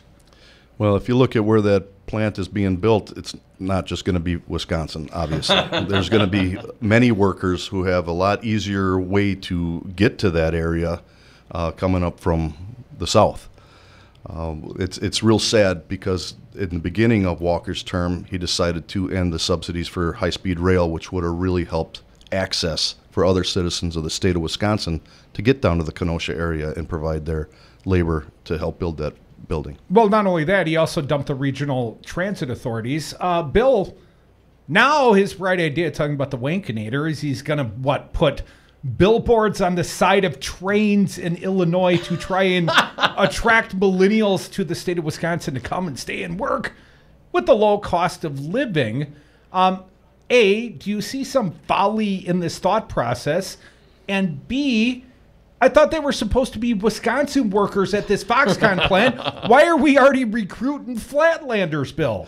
I can't believe that the citizens of this state aren't going absolutely wild at that notion. You've got all of his eggs put in one basket in the corner of the state, and you've got citizens around the entire state that are going to be paying taxes to help subsidize that thing, and they have no access to it. It's about as crazy as anything I could ever think of. But this is, I just can't believe the citizens and the working people in this state are not going absolutely nuts over that, because you got people coming up from Wisconsin or Illinois that aren't going to be paying a dime to subsidize that project. We are the Devil's Advocates. We have Bill Carroll, president of the International Brotherhood of Teamsters, Local 344, in studio with us. Bill, I want to ask you about, I guess kind of relates to the Foxconn, autonomous vehicles. They're already talking about it. You represent a lot of drivers.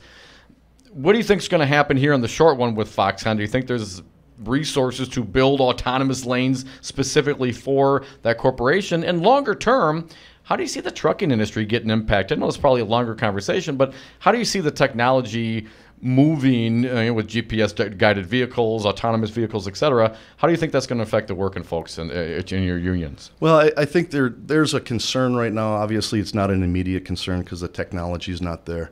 I don't know exactly how these autonomous vehicles work, but I would assume that you'd have to have some level of integrity of road surface for these vehicles to travel on, and that's not something that the state of Wisconsin has right now.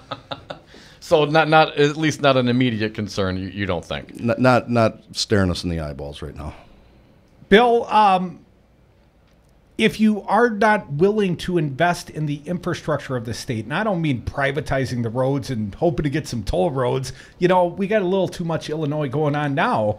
But if you're not willing to fix the roads, I get to drive through the zoo interchange each and every night. Lucky guy. And the orange barrels are out, but I don't see any workers. Apparently they're, on permanent leave of absence, just a permanent construction zone to drive through the accidents in each and every night. But we aren't investing in the state. Bill, if we did huge road projects, if we did infrastructure projects, if we'd invested $3 billion in Wisconsin instead of Taiwan, do you think there would have been some union jobs? Oh, absolutely. And typically those kind of jobs are well-paying. Again, though, with the elimination of prevailing wage, those kind of jobs are right now a race to the bottom.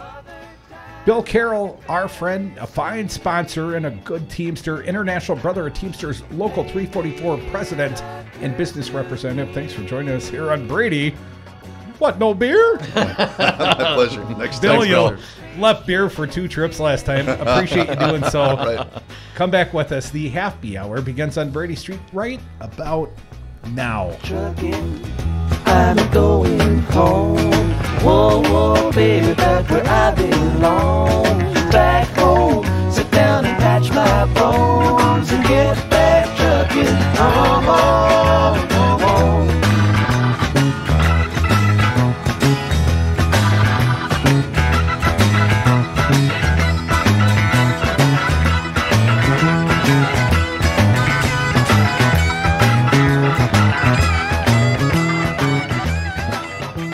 Our economy's on fire.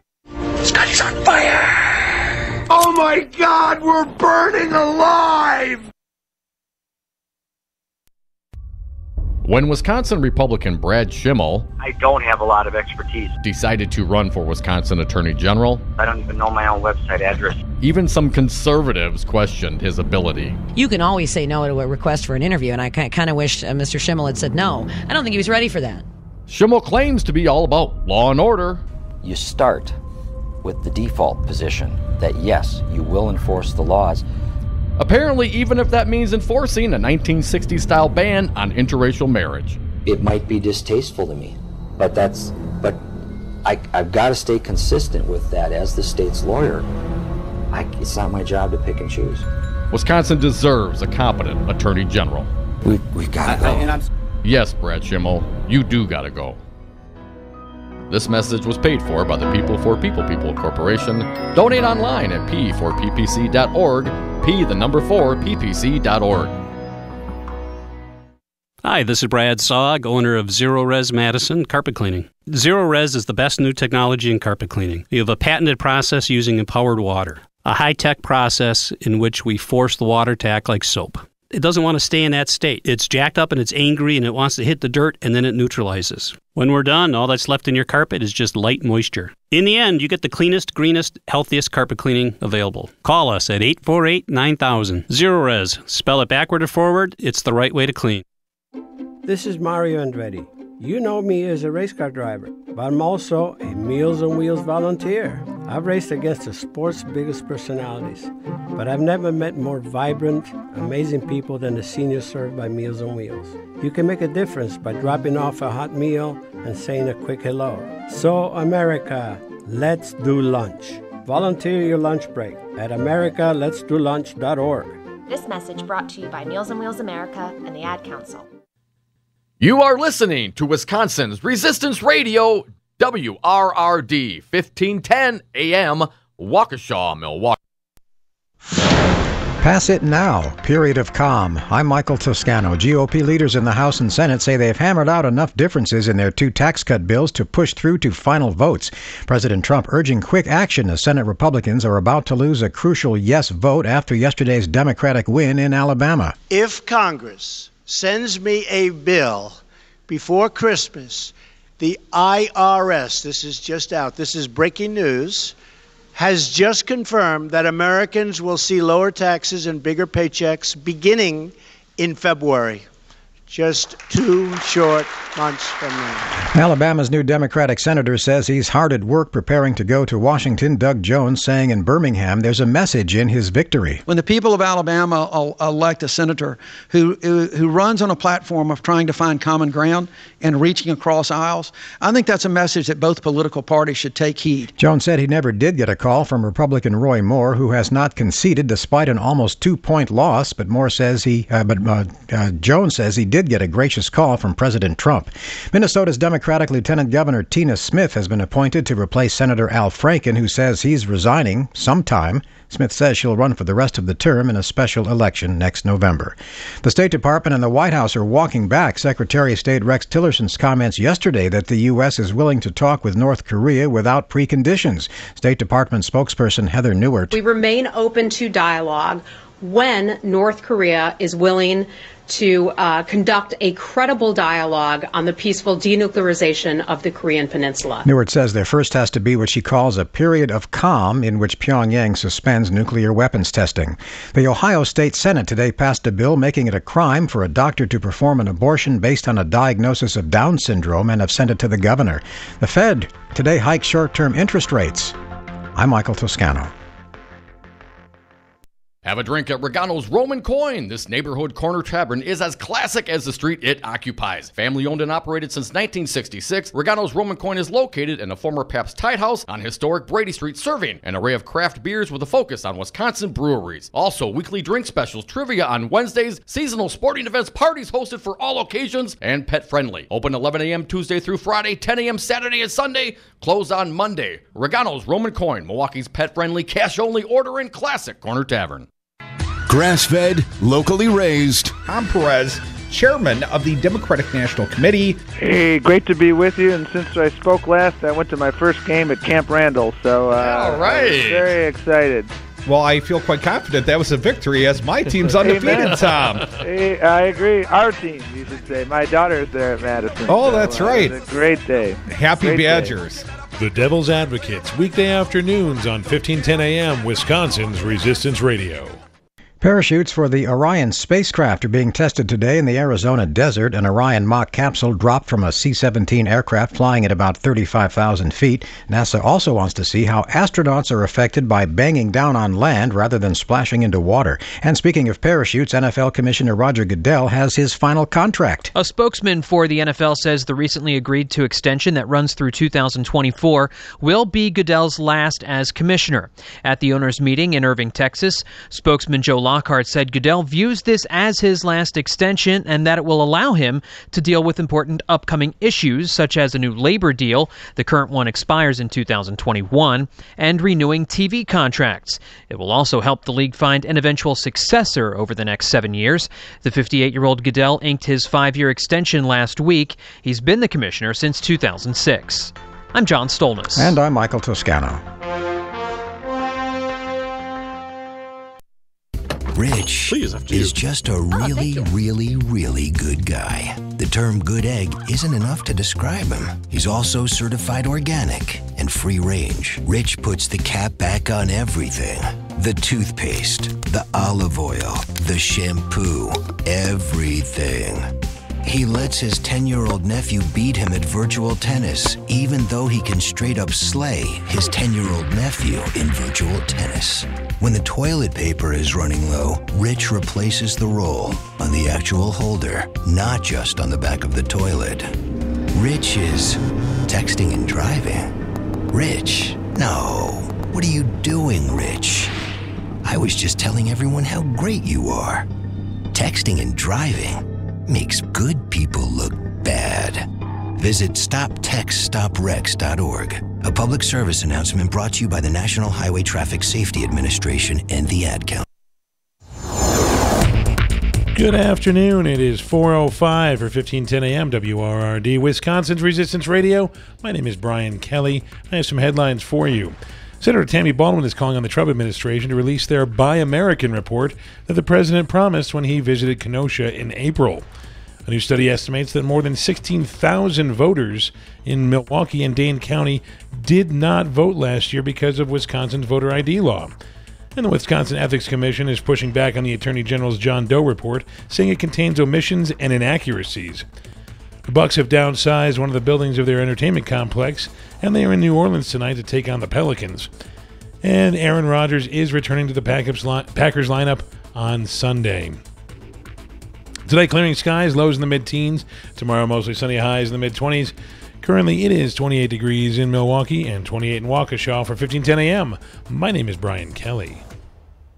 The following program is a presentation of DC Communications, LLC. Warning, you are about to listen to the greatest radio show ever. And due to contractual obligations and to shield our airwaves corporate licensees from any semblance of liability, responsibility, and gullibility, we must tell you the views represented on this show are not necessarily those of this station or its management. This radio show contains differing points of view on current political topics, and due to the nature of its contents, it should be heard by everyone. Thank you for listening. 3, 2, 1. Now live from the heart of liberal Wisconsin, where the political party is just beginning, welcome to the Devil's Advocate Show. Best friends proving it's never personal, only politics. Please allow me to introduce myself. Now here are your hosts, Dom and Crute. Welcome back to the Devil's Advocates Radio Show. We're sliding into the 4 o'clock happy hour here on Brady Street. Unfortunately, Dom, FCC makes us turn this fine AM signal off in like 7-8 more minutes. Well, so you can break up with us, but we're not leaving.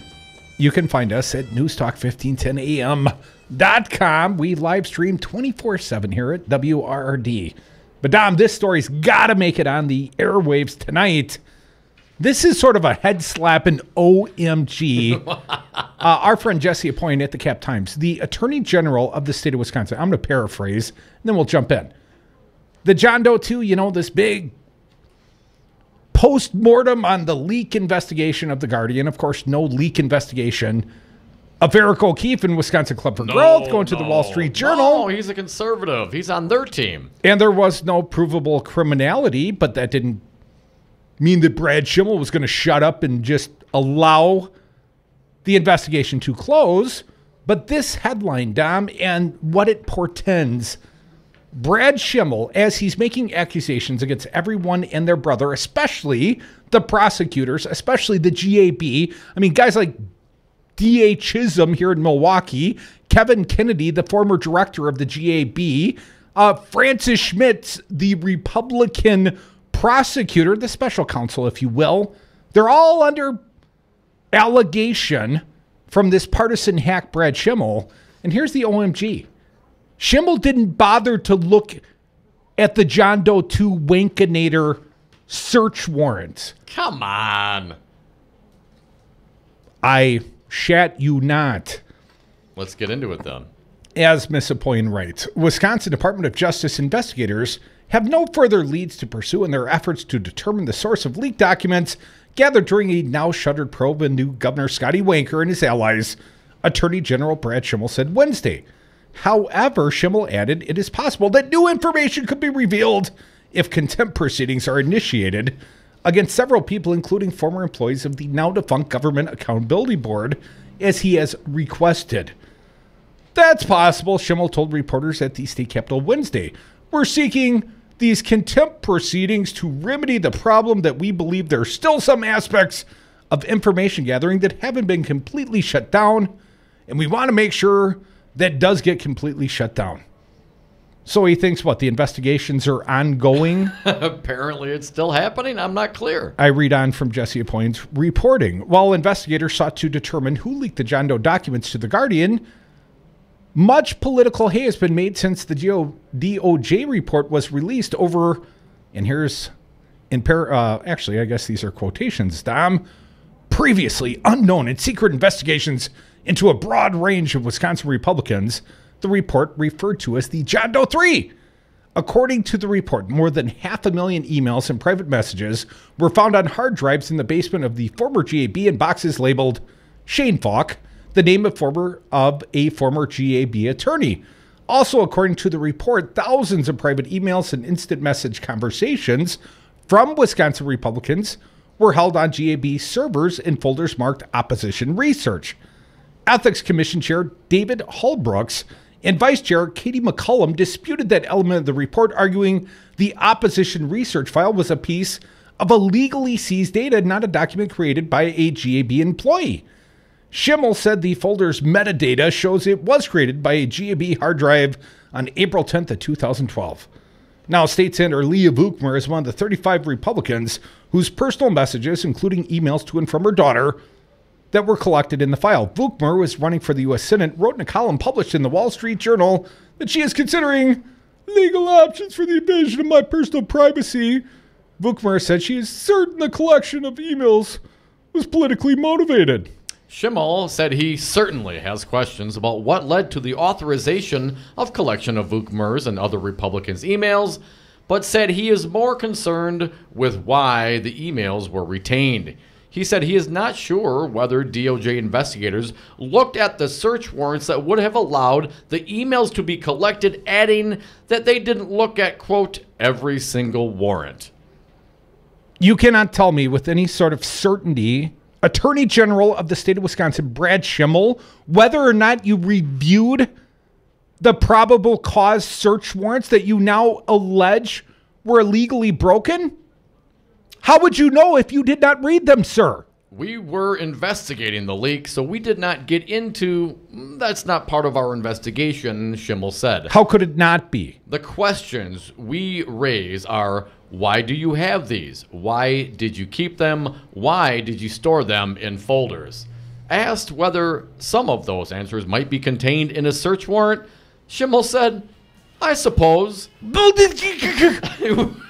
We can't fathom a rational reason why communications between a mother and daughter that don't have anything to do with politics, why that has anything to do with a John Doe investigation. Perhaps it is contained in the probable cause search warrant against Senator Leah Vukmir, and perhaps if you execute a search warrant and you collect data of this sort, you can't just shred the personal documents, or a defense attorney would be able to rightfully claim that there is some breakdown in the chain of evidence. So therefore, if you collect digital data, you must retain all the digital data, including the private messages, for court.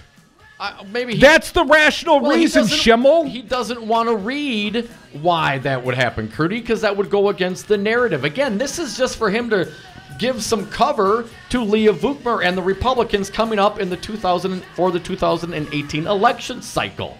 You know, the Ethics Commission called this man out for the erroneous accusations made, asked for corrections on the record.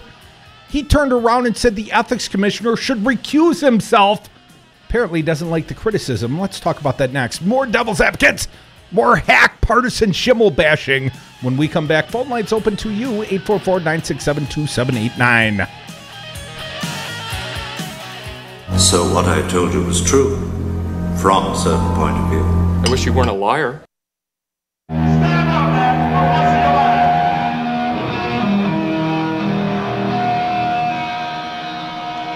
Good evening, everyone. Due to FCC regulations and that we are a daytime AM radio station, this now concludes our broadcast day. But you don't have to leave us. We do stream online 24/7 at newstalk1510am.com. That's newstalk1510am.com. Or check us out on the TuneIn app at WRRD 1510am. For those of you already streaming, we now continue regular programming, and please welcome your friends from the radio station. Say hi, everyone. News Talk 1510 AM, WRRD, Wisconsin's Resistance Radio.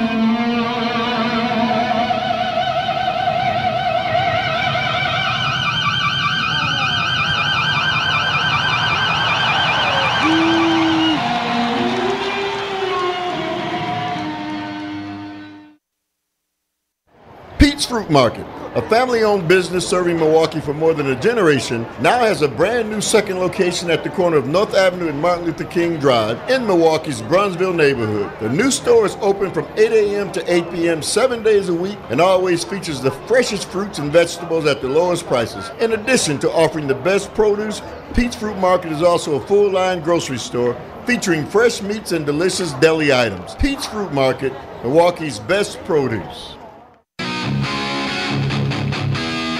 Tune in to The Resistance, Monday through Friday beginning at 7 a.m. on News Talk 1510 a.m.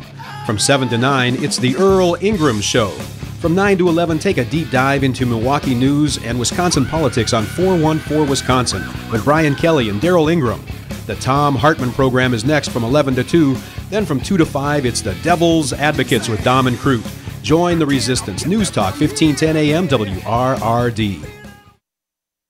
Have you outgrown your house? Are you sick of apartment living? Not ready to buy but know you need to move? Hi folks, this is Tom Hartman for CCL Management in Middleton. You should consider moving up to one of the finer rental homes CCL Management represents. Unique houses and condos, always clean, most are pet friendly. Visit cclmanagement.com today to find your new home. CCL Management, Dane County's premier leasing and property management company. Call CCL Management at 833-0009. That's 833-0009 or visit cclmanagement.com today. Going through divorce is a very emotional time in someone's life, and when I went through my first divorce, I really needed someone to help me through the legal aspects of what my rights were. That's why I got in contact with Lawton & Cates. The attorneys at Lawton & Cates. It's who you turn to for legal advice. 282-6200 or lawtoncates.com. When you need an attorney, trust the voice of experience. The only choice, Lawton & Cates. So, Jesse, why should someone buying a home pay for an agent when they can go online or call a number on the for sale sign? Great question. First of all, never call the number on a sign to see a home. That's the seller's agent, and they don't represent your interests. If they show you the home outside of an open house, you forfeit your ability to have someone negotiate in your corner to buy that house at no cost to you. Well, with interest rates still at historic lows, how can buyers still get a great deal and protect their rights? Step 1, find a buyer's agent that you trust. Like you? Like me. I will find the home that best fits your needs, anticipate problems, and negotiate on your behalf from the offer through closing day. And the best part is that the buyer doesn't have to pay a dime for me to represent them. Solidarity Realty. They're real, they're solid, they're honest. Whether buying or selling in Madison or Dane County, call Solidarity Realty, 608-284-9311, or find them at solidarityrealty.com. The Devil's Advocates, because it's always 420 somewhere. And we are back from the 420 break. Thank you so much for listening to the Devil's Advocates radio show live on Wisconsin's Resistance Radio, 1510 AM WRRD. As always, you can join us on the phones, 844-967 2789. Have you seen the Defiant Ones on HBO? No. It's mostly about Dr. Dre and the music producer he teamed up with to drop Beats by Dre. Jimmy Iovine. Yeah. But I never knew this very same record label that was dropping Dr. Dre, Marilyn Manson. Nice. And Nine Inch Nails and Primus, too. Yeah, they had some really, let's just say they had a eclectic Yes, library. yes. And Gwen Stefani, too, Interscope. Yeah, tremendous. 4-part miniseries. I think well worth a watch. But anyways, let's get back to Schimmel bashing this stupid SOB. Can you believe it? This is the top cop in the state of Wisconsin. Al, you better have respect for the law or not. He drops a 91-page expose on the Guardian leak with no charges forthcoming and didn't bother to look at the search warrant. Couldn't tell us with any certainty, or more specifically, reporters at the Wisconsin Capitol today, whether or not they reviewed the search warrants. Well, that would demonstrate the probable cause and the rationale you're scratching your befuddled, foolish head over about what the rationale might be for retention of personal emails, because data derived from search warrants must be retained in a court. And even if it's not pertinent to the case, to destroy certain aspects of the data collected, evidence, it's called Schimmel. Maybe you've heard that word. Did this man graduate from law school? I'm not clear. I am willing to bet. I'm willing to bet. I would bet, and I've been wrong a couple times here of late, but I bet you Schimmel is a UW law school grad who never passed the bar. Well, in the state of Wisconsin, you don't have to pass the bar. You can either go to Marquette or to Madison Law School, and if you get out of there, you're automatically in. Like yourself, Don, most of the Republicans I know have never passed a bar. I try not to. Let's jump into yesterday's Fine Work, Jesse Apoyan, again with the Cap Times. Our friend Schimmel says Ethics Commission chairman should recuse himself from matters related to the leak investigation. More projection from this foolish, laughable Attorney General of the state of Wisconsin. I read, Wisconsin Attorney General Brad Schimmel is disputing arguments made by the state's Ethics Commission, statements of facts that you got wrong, Schimmel, and asking its chairman to recuse himself. No vindictiveness there. Recuse himself from matters related to the recently released Department of Justice report. The report, released Wednesday, that's last Wednesday, places blame on the now-defunct GAB for a leak to the Guardian U.S. of documents from the secret John Doe investigation of Governor Scott Walker. His illegal campaign coordination. It was against the law when he was doing so, and therefore 6 retired judges, 3 Republicans, along with 2 Republican DAs and 3 other DAs, hired a Republican prosecutor and executed warrants for the collection of data that the Attorney General never bothered to review before compilating this erroneous report. I read on. Walker's campaign and his conservative allies. It recommends disciplinary action against several former GAB employees, but never himself, Dom, not for all the errors he has made. No. Ethics Commission Chair David Holbrooks, appointed by a Democrat, and Vice Chair Katie McCollum, appointed by a Republican, said Tuesday the report contains omissions and inaccuracies. In a letter, they asked Schimmel to issue a statement acknowledging that the commission and its staff fully cooperated with and proactively contacted and assisted DOJ with its investigation into the leak. Instead, the dumbass Schimmel sent a letter in response rebuting each point of their rebuttal. Schimmel argued Holbrooks, who was a witness in the first John Doe investigation into Governor Scott Walker and his associates, where 6 convictions, 4 felonies were found, Dom. No criminality. It was all around the governor. John Doe 1 actually initiated at the governor's will. Oh, so he claims. There's $20,000 missing because one of his employees stole it from a vets fund that Scott Walker not only created, but also put his employee in charge of. So I suspect there were veterans coming to Scott Walker's door saying, "Where's our money?" And Scott Walker was forced to reach out to law enforcement, but there was very little cooperation with the Walker County Executive Administration and the first John Doe one, and subsequently, let's not forget the 6 criminal convictions. Don, why don't you help me read? And of course, that sprung from that came the John Doe 2, but I will continue. Michael Schimmel argued Holbrooks, who was a witness of the first John Doe investigation into Walker and his associates during his time as Milwaukee County Executive, should recuse himself from any involvement related to the most recent DOJ investigations. The first John Doe investigation was used as a basis for the second probe, and Schimmel argued a third investigation DOJ refers to as John Doe 3. But let's be also very clear about this, Crudy. You can't just say, put a bunch of data in a file and say that is John Doe 3. John Doe investigations are very specific and must be approved by a judge. Is there kind of like search warrants, like the ones you didn't review, Schimmel? Yeah, but if you read them, then you wouldn't be able to have the basis of ignorance and just go out and say what you want to say, because it doesn't matter anyway, because it's cover fire. I think Schimmel, anyone that knows Schimmel, he will always have ignorance as a plausible defense. The previously unknown and secret investigation into a broad range of Wisconsin Republicans was uncovered during the DOJ investigation of the Guardian leak. According to the report, more than 500,000 emails and private messages were found on hard drives in the basement of the former GAB in boxes labeled Shane Falk, the name of a former GAB attorney. And also, according to the report, thousands of private emails and instant message conversations from Wisconsin Republicans were held on GAB servers in folders marked opposition research. Holbrooks and McCallum disputed that element of the report, arguing the opposition research file was a piece of, quote, illegally seized data and not a document created by a GAB employee. But Schimmel responded, this cannot possibly be true. The metadata shows that the Operation Research folders were created on a GAB hard drive on April 10th of 2012, which postdates any of the documents and emails that were later found within those files.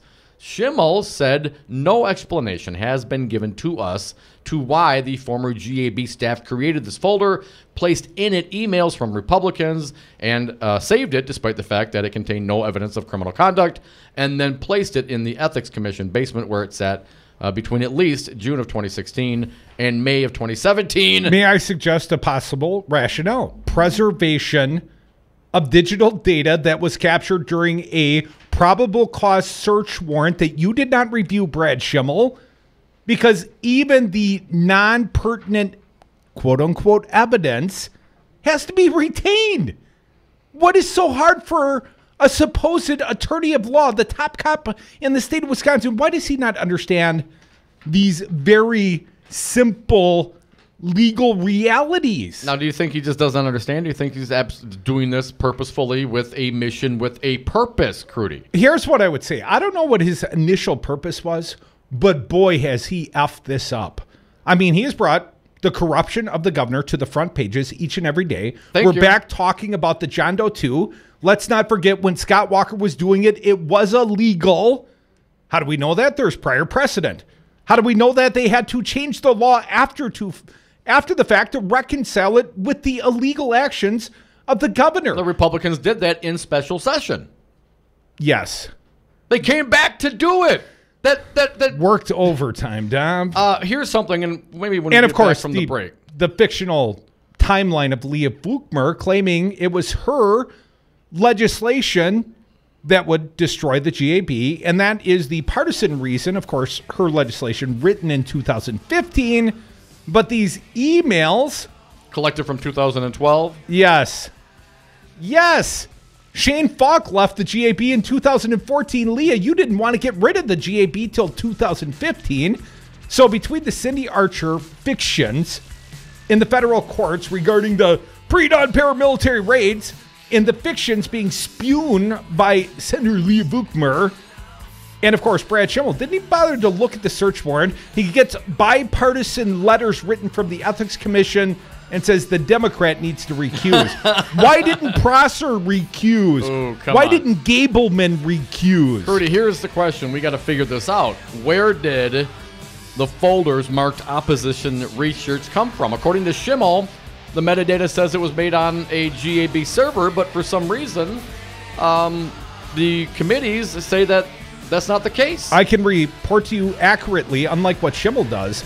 Shane Falk denies any prior knowledge of opposition research. He says that is not his handiwork. Of course, Schimmel would like to blame the entirety of this leak on our buddy Shane Falk. Come back with us. More Devil's Advocates. Join us on the phones if you must, if you choose. You're welcome here. 844-967-2789.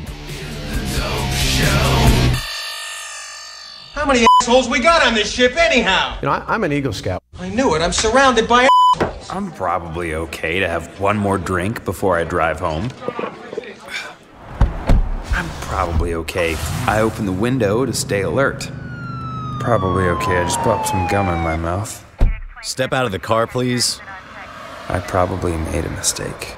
Probably okay isn't okay when it comes to drinking and driving. If you see a warning sign, stop and call a cab, a car, or a friend. Buzzed driving is drunk driving. A message brought to you by NHTSA and the Ad Council.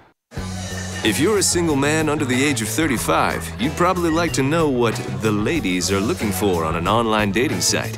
A guy who had a few drinks and later got pulled over for buzzed driving. See, that could cost you around $10,000 in fines, legal fees, and increased insurance rates. And doesn't a guy who's back living with his parents but calls them my roommates just scream Mr. Right? Buzzed, busted, and broke. Because buzz driving is drunk driving. A message from the National Highway Traffic Safety Administration and the Ad Council. You are listening to Wisconsin's Resistance Radio, WRRD, 1510 AM, Waukesha, Milwaukee. When Wisconsin Republican Brad Schimmel, I don't have a lot of expertise, decided to run for Wisconsin Attorney General, I don't even know my own website address. Even some conservatives questioned his ability. You can always say no to a request for an interview, and I kind of wish Mr. Schimmel had said no. I don't think he was ready for that. Schimmel claims to be all about law and order. You start with the default position that yes, you will enforce the laws. Apparently, even if that means enforcing a 1960s-style ban on interracial marriage. It might be distasteful to me, but I've got to stay consistent with that as the state's lawyer. It's not my job to pick and choose. Wisconsin deserves a competent attorney general. We've got to go. Yes, Brad Schimmel, you do got to go. This message was paid for by the People for People Corporation. Donate online at p4ppc.org, p4ppc.org. Music is a bridge between the material and the spiritual. My name is Harvey Lauer, and I'm 82.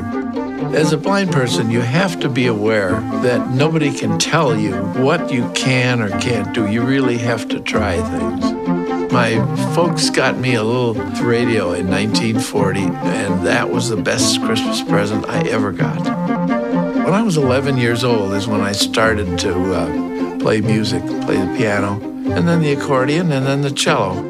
My wife, who was also blind, was a good cook. When she died, that's when I started Meals on Wheels. America, let's do lunch.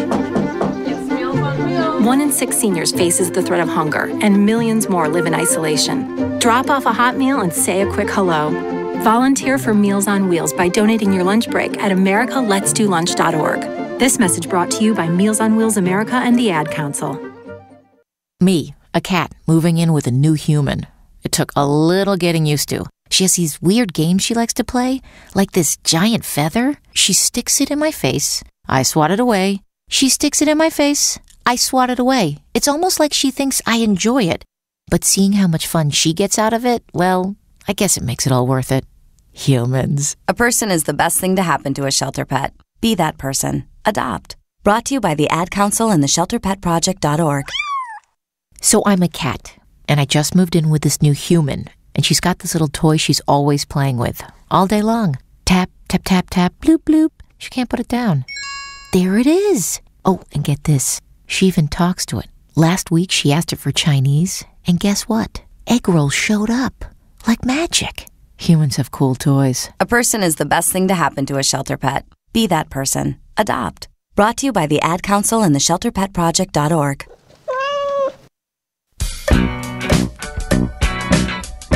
The Devil's Advocates. They refuse to do math on the radio. Time was drifting, this rocket got to roll. Welcome back to the Devil's Advocates, having a happy hour of sorts here on Brady Street, Milwaukee. Now we've been bashing the local yokel. I, of course, refer to Wisconsin Attorney General Brad Schimmel. Terrible. He is god-awful. We will offer a alternative tomorrow on this fine show, Josh Call. You mean it doesn't have to be like this? No. We could do something different? Please, God, yes. Now, there's a dozen or more Wisconsin Dems that have jumped into the gubernatorial race, but apparently they have cleared the decks for Josh Call, and he's coming down to Brady Street tomorrow, 3:30 p.m. on this fine program. And I hope he knocks my socks off, Dom. I hope. I am so very impressed with Josh Call. But, of course, if the point of comparison is Brad Schimmel, you will be. The Pizza Rat would probably be a little more impressive. Also, Randy Bryce, the Iron Stash, he's going against Paul Ryan in Wisconsin's 1st Congressional District. Now, he's been a frequent guest, but he hasn't been down here. He hasn't signed the table on Brady Street. So tomorrow, Randy Bryce coming down in the 2 o'clock hour. You better tune in early tomorrow. Is he bringing beer? Ah, man, I should have said. Still time. 2 o'clock's a little I'll tell early, his though. staff. See what Is happens. it? Come on. I'm trying to be responsible for the children. There's always a good time. I believe the children are our future. Feed them well. Let them be the way. Randy Bryce are your fine elective team. If you're listening, please bring beer. Tax reform. Apparently, the House and Senate, and I act like they're somehow unified bodies. The Republicans in the House and the Senate. There you go. Thank you. Have come to some form or fashion of compromise. I wanted to start with the Democratic reaction, or at least the independent Bernie Sanders reaction. Brian, if you'd be so kind, we're going to play a little of the sound. Bernie Sanders, I believe this was from earlier today. It was his reaction to the tax reform. Have you no decency, sir? If you would, Brian, play it for the people. My guy, Bernie Sanders, Feel the Burn, Cut 110. What kind of decency is there when we have legislation that gives massive tax breaks to billionaires and then comes back in months to cut Social Security, Medicare, and Medicaid? This bill must not be passed. Decency? You don't got to be decent to hand out money. You just got to hand out the money. And those that are getting the money don't care whether or not you're decent or not. Well, I think Trump and Bernie Sanders would agree on one thing. This tax giveaway, this cut for the richest, it'll be huge. If you would, Brian, the president, and I hope I don't have to use that term to talk about this orangutan much longer. Hey, don't be mean to orangutans. Cheeto Jesus, Donald Trump, Cut 111. We want to give you, the American people, a giant tax cut for Christmas. And when I say giant, I mean giant. If you're a giant corporation, you get a tax cut. Yes, a giant tax for the cut. giants. Let's keep going down the list, Brian. We're going to move fast here. Cut 112, if you would. What about the working stiff? You know, those making roughly $75,000 a year. Well, their tax bill, Dom, according to the liar-in-chief, that's going to get cut in half. The typical family of 4 earning $75,000 will see an income tax cut of more than $2,000, slashing their tax bill in half. I suspect the average family of 4 making $75,000 per year has a tax liability greater than $4,000. To cut $2,000 off it, to my math, Dom, would be more. I don't know, $75,000. You're talking about $37,500 each. A couple of kids with deductions. If you got a home, you got, you can burn through that pretty quick. I would question whether agreeing with the metric and supporting the president on this. I'm questioning whether or not a family of 4 earning $75,000, depending on their circumstances, even have a federal tax liability of $4,000 to have that cut by $2,000. I suspect they do. We can look this up, but let's hear Trump's take. Cut 112. The typical. Oh, we played that. Let's move on then. Trump expands the tax credit for children. This one was Ivanka's baby. Although mostly it works out well for those that have nannies and au pairs. Like the working stiffs. Cut 113. Our plan expands the child tax credit for working families. You'll hear the numbers very soon, but they're even larger than anticipated. Big, huge, giant. Big yes, if you have Christmas. Very high nanny bills, this will be a piece of legislation for you, Dom. Excellent. How about the taxes on businesses? If you cut taxes on businesses, Dom, we all get a raise. Well, of course, because as we have heard from Republicans through the course of time, that, of course, taxes on corporations are simply passed on to the consumers of those goods and services. So I, therefore, think, well, if those taxes are reduced, well, then the cost, the price that I pay for those goods and services will likewise be reduced, right? Dom, do this for me. I hate to play the boss card unless I'm using it to my sexual advantage. Yeah, well, what's that? But if you would, ask me as your boss what I'm going to do if Trump cuts my taxes. Crudy, as my boss, my big, beautiful boss, if Donald Trump cuts your taxes by $4,000 or whatever it may be, are you going to give me more of that money? No. Oh, come on. No, I might buy you a beer someday, but no, I'm not giving you a raise. I'm giving me a raise. We'll work for a beer. I mean, literally, Gary Cohn, the economic advisor, the economic counsel to the president, went before a bunch of CEOs. This has been a few weeks. Yeah. But he asked them, hey, raise your hand when you get this money, if you're going to go, invest in your corporation, give people raises? Nobody raised their hand. Everybody must be tired. No. That's not their intent. They're going to buy back stock. They might repatriate some money at 5 to 15%, money that should be taxed at 20% or more. And that's a one-time hit. So maybe we get this sugar rush for the economy, and that's all Donald Trump cares about. Anyone drinking 12 Diet Cokes a day, he's just in it for the sugar rush. Well, it's not really or the sugar. Caffeine. Whatever. It can't be good. But my point being, Dom, if the economy is so freaking strong as Trump describes, no thanks to Obama. I heard him say something to that effect today. We've totally turned the trajectory. And I'm thinking, didn't Obama have 75 months of consecutive private sector job growth before you got the job? Yes, after over 500,000 jobs being lost every month. Well, that was under George W. 800,000 jobs lost per month at the peak of the national recession that Obama had to backstop. I mean, almost literally with his own back. Obama's holding the economy from falling off the cliff. But Trump, thank God for Trump, turning the economy. I mean, no doubt, it has been more positive. Federal Reserve raised rates today. Trump, do some credit for consumer confidence or whatever the hell's going on. But as soon as Trump passes this tax reform bill, he's also going to be responsible for the cataclysmic crash of the markets in the U.S. economy.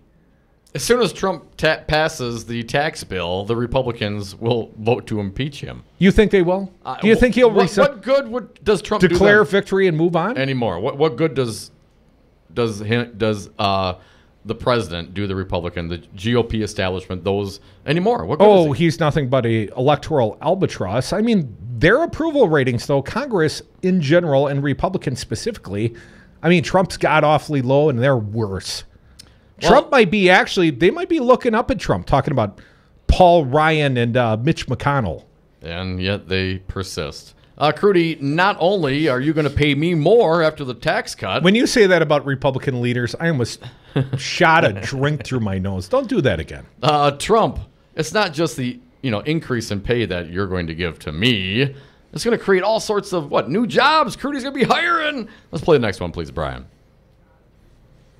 And our plan also cuts taxes on businesses, which is expected to raise income by an average of more than $4,000. So your income goes up. It's like having a $4,000 increase, which isn't bad.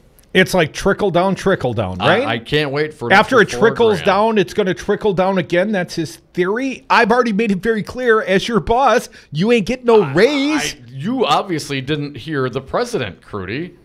And He's again, not the boss of me. You're going to not only give raises, thank you, you're going to be doing some more hiring. Next cut, please, Brian. It's a lot of money to spend. A lot of jobs are going to be created with the money that you spend. Very special. What if I just buy back stock and drive up my share price so I can get a higher level of compensation at a lower rate of taxation? Well, that sounds like a great idea. Can I do that too? What if I just cash out? As an employee, can I do that? I'm going to use the example. State of Wisconsin, manufacturer agricultural tax credit, fully implemented now. Last business year in the state of Wisconsin, $350 million reduced collection of taxation from the manufacturing interest. They get an effective 0.4% taxation rate. I'm paying over 7% as a small employer, a job creator here in the state of Wisconsin. In your pass-through business. In my pass-through, Ron Johnson and I have that in common. But here's the greater point. The manufacturing sector in the state of Wisconsin, after Scott Walker's trickle-down theory, no taxation for the rich and corporations. Yeah, they hired more jobs and they hired more people and gave everyone a raise, right? Absolutely not. They fired nearly 4,000 people from the sector last year alone. Reduction of almost 4,000 jobs, 3,776, I believe, and a reduction in wage income in that sector in the state of Wisconsin, specifically manufacturing, after they got what is nearly a 0% tax rate.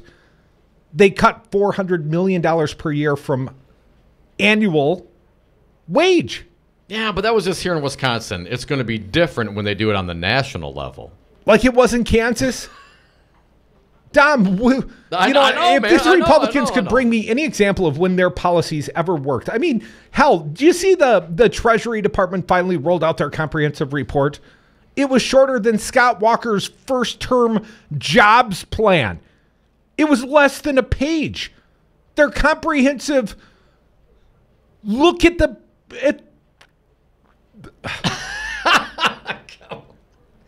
Crudy. Because, of course, it did not support the random false assertions being made by Donald Trump and his administration about how glorious cutting taxes for the top 1% is going to be for the rest of us. Oh, well, see, it is hard to support. It's hard, and governance is hard, and coming up with these great ideas is hard.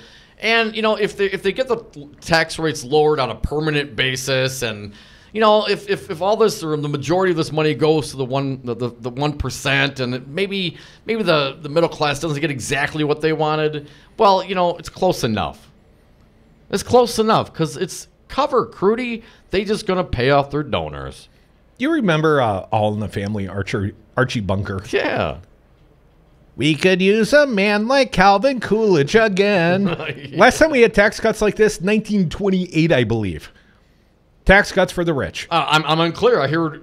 And for like 4 months, did the economy run? And then like 1929 rolled around, and not so much. Well, I hear the president talking about the biggest tax cuts ever, and then I hear, the biggest tax cuts since Reagan. I don't know if he knows what's in this bill. He doesn't care. Oh, that's right. He doesn't care. He's just looking to brag. I got you something great for Christmas. I'm freaking Trump Claus. And I guarantee you I make more money than your husband. Because, chicks dig it when you talk to them like that. My wallet, much bigger than your husband's wallet. Dom, when I stand on my wallet, I'm much taller than you. I had a little man tell me that once. I'm taller than you when I stand on my wallet. I'm taller than you laying down. Folks, we are the devil's advocates.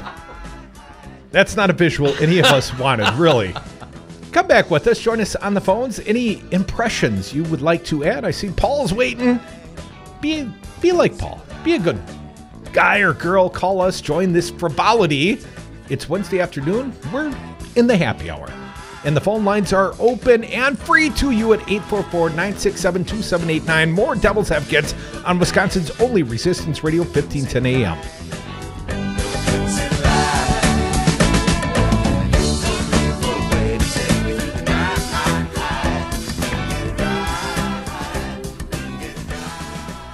Nobody knows more about taxes than I do. I want to release my tax returns, but I can't release it while I'm under an audit. Nobody knows more about debt than I do. I never went bankrupt, by the way, as you know, everybody knows. I want to thank the President of the United States for his steadfast leadership.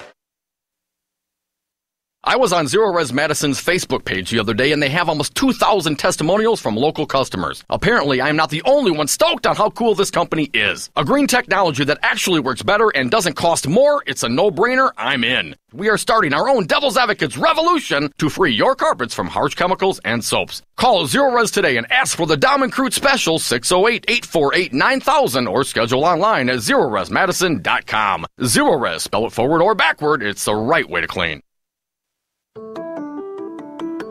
If you're like a lot of companies, you know you need IT, but you aren't sure where to start. That's where Five Nines comes in. Hi, I'm Todd Stryker, President and CEO. For almost 15 years, Five Nines has been providing IT solutions to companies just like yours. We'll show you the solutions that are right for your business and give you the roadmap to success in the future. Find us at fivenines.com. That's the number 5, NINES.com. Why is Connor having trouble focusing in school? Having trouble finding Connor's middle school? Would you like directions? No, why is Connor having trouble focusing in school? Finding lowest airfare to Istanbul. No, I'm tired of fighting with him over homework. Home walk restaurant. Need a review? No, I need help. He's very smart, but his mind wanders. He's disorganized. I think I understand. Oh, good. Finding best potatoes for French fries. No! Russet. Fingerling. Yukon Gold. Why don't you understand me?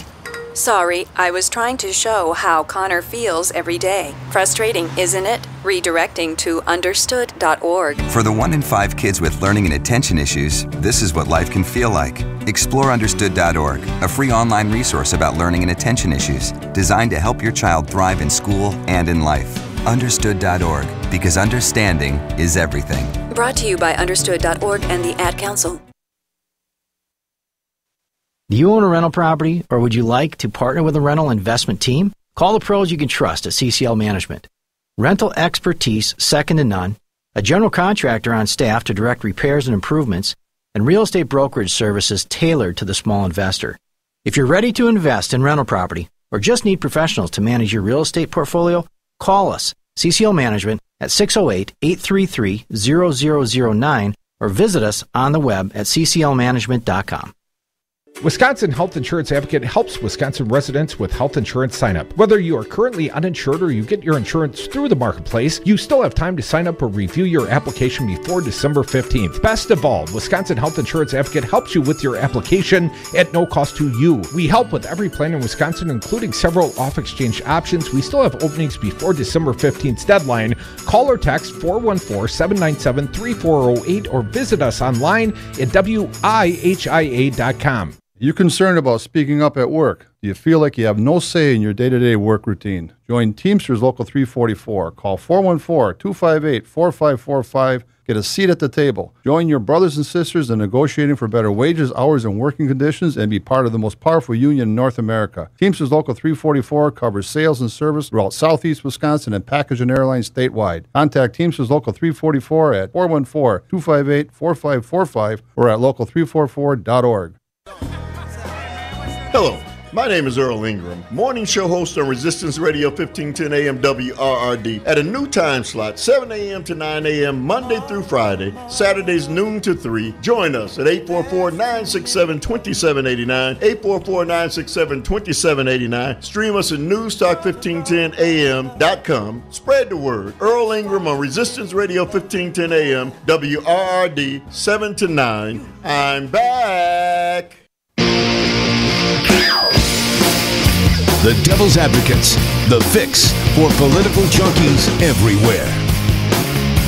And we are back. Thank you for listening to the Devil's Advocates radio show live on Wisconsin's Resistance Radio 1510 AM WRRD. Last segment of the day. So if you got an opinion, you got something to say, now is the time. 844-967-2789. Wisco Paul, gonna grab you in a moment. Got to get one of the headlines. New polling, thehill.com. Donald Trump celebrating this victory, right? There's some Republican compromise reached amongst Republicans. Oh, but not the Alabama victory. Okay. To move. There's too much winning. How quickly we moved along. He had to let the Democrats win one. There was too much winning, Dom. But anyways, let's talk about polling. The Harvard-Harris survey found that 64% of all polled voters oppose the GOP's tax reform efforts. 64%. Now, amongst Republicans, and think about this mathematically.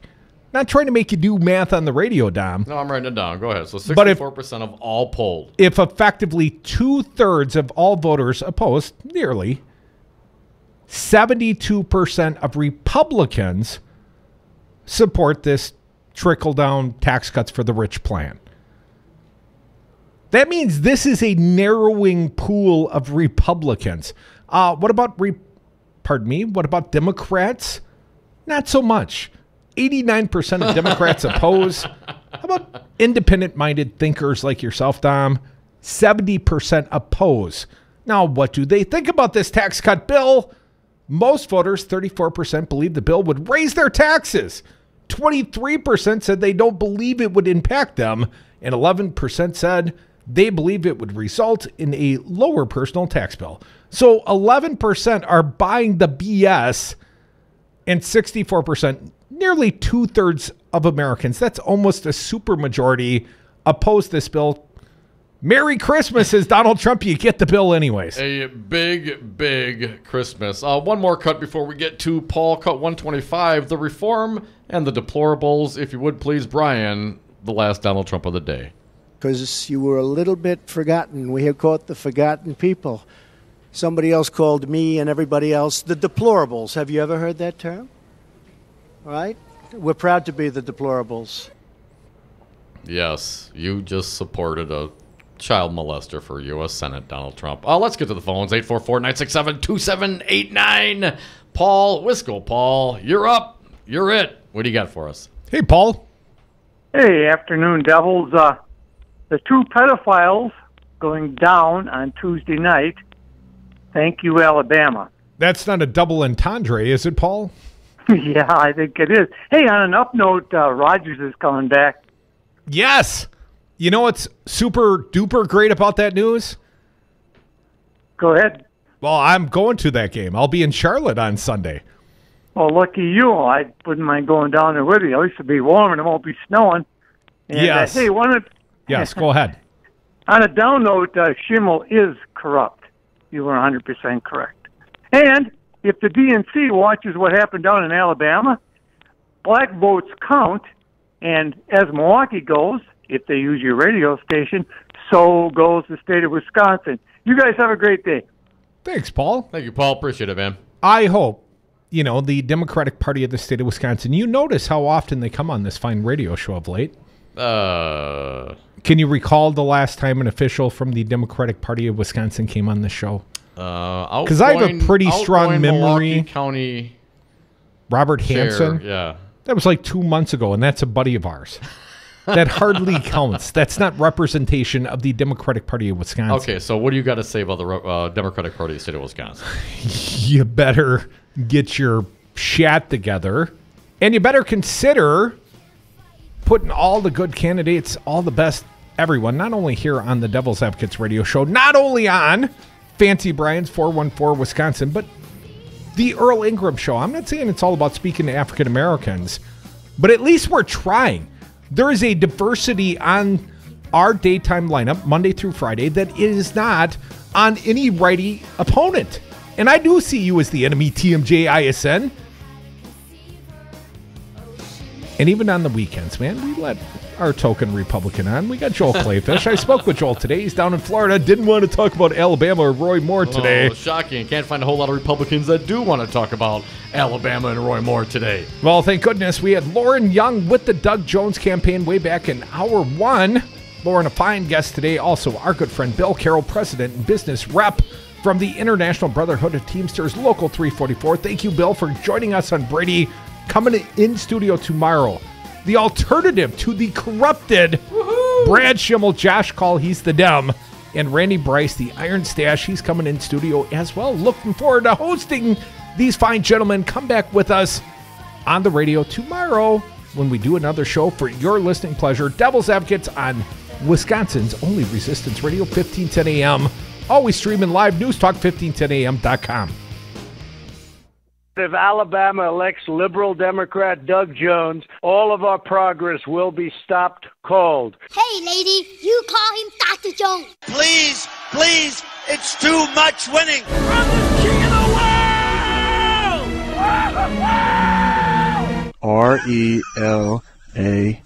RELAX. Wisconsin's doing terribly. The roads are a disaster because they don't have any money to rebuild them. They're borrowing money like crazy.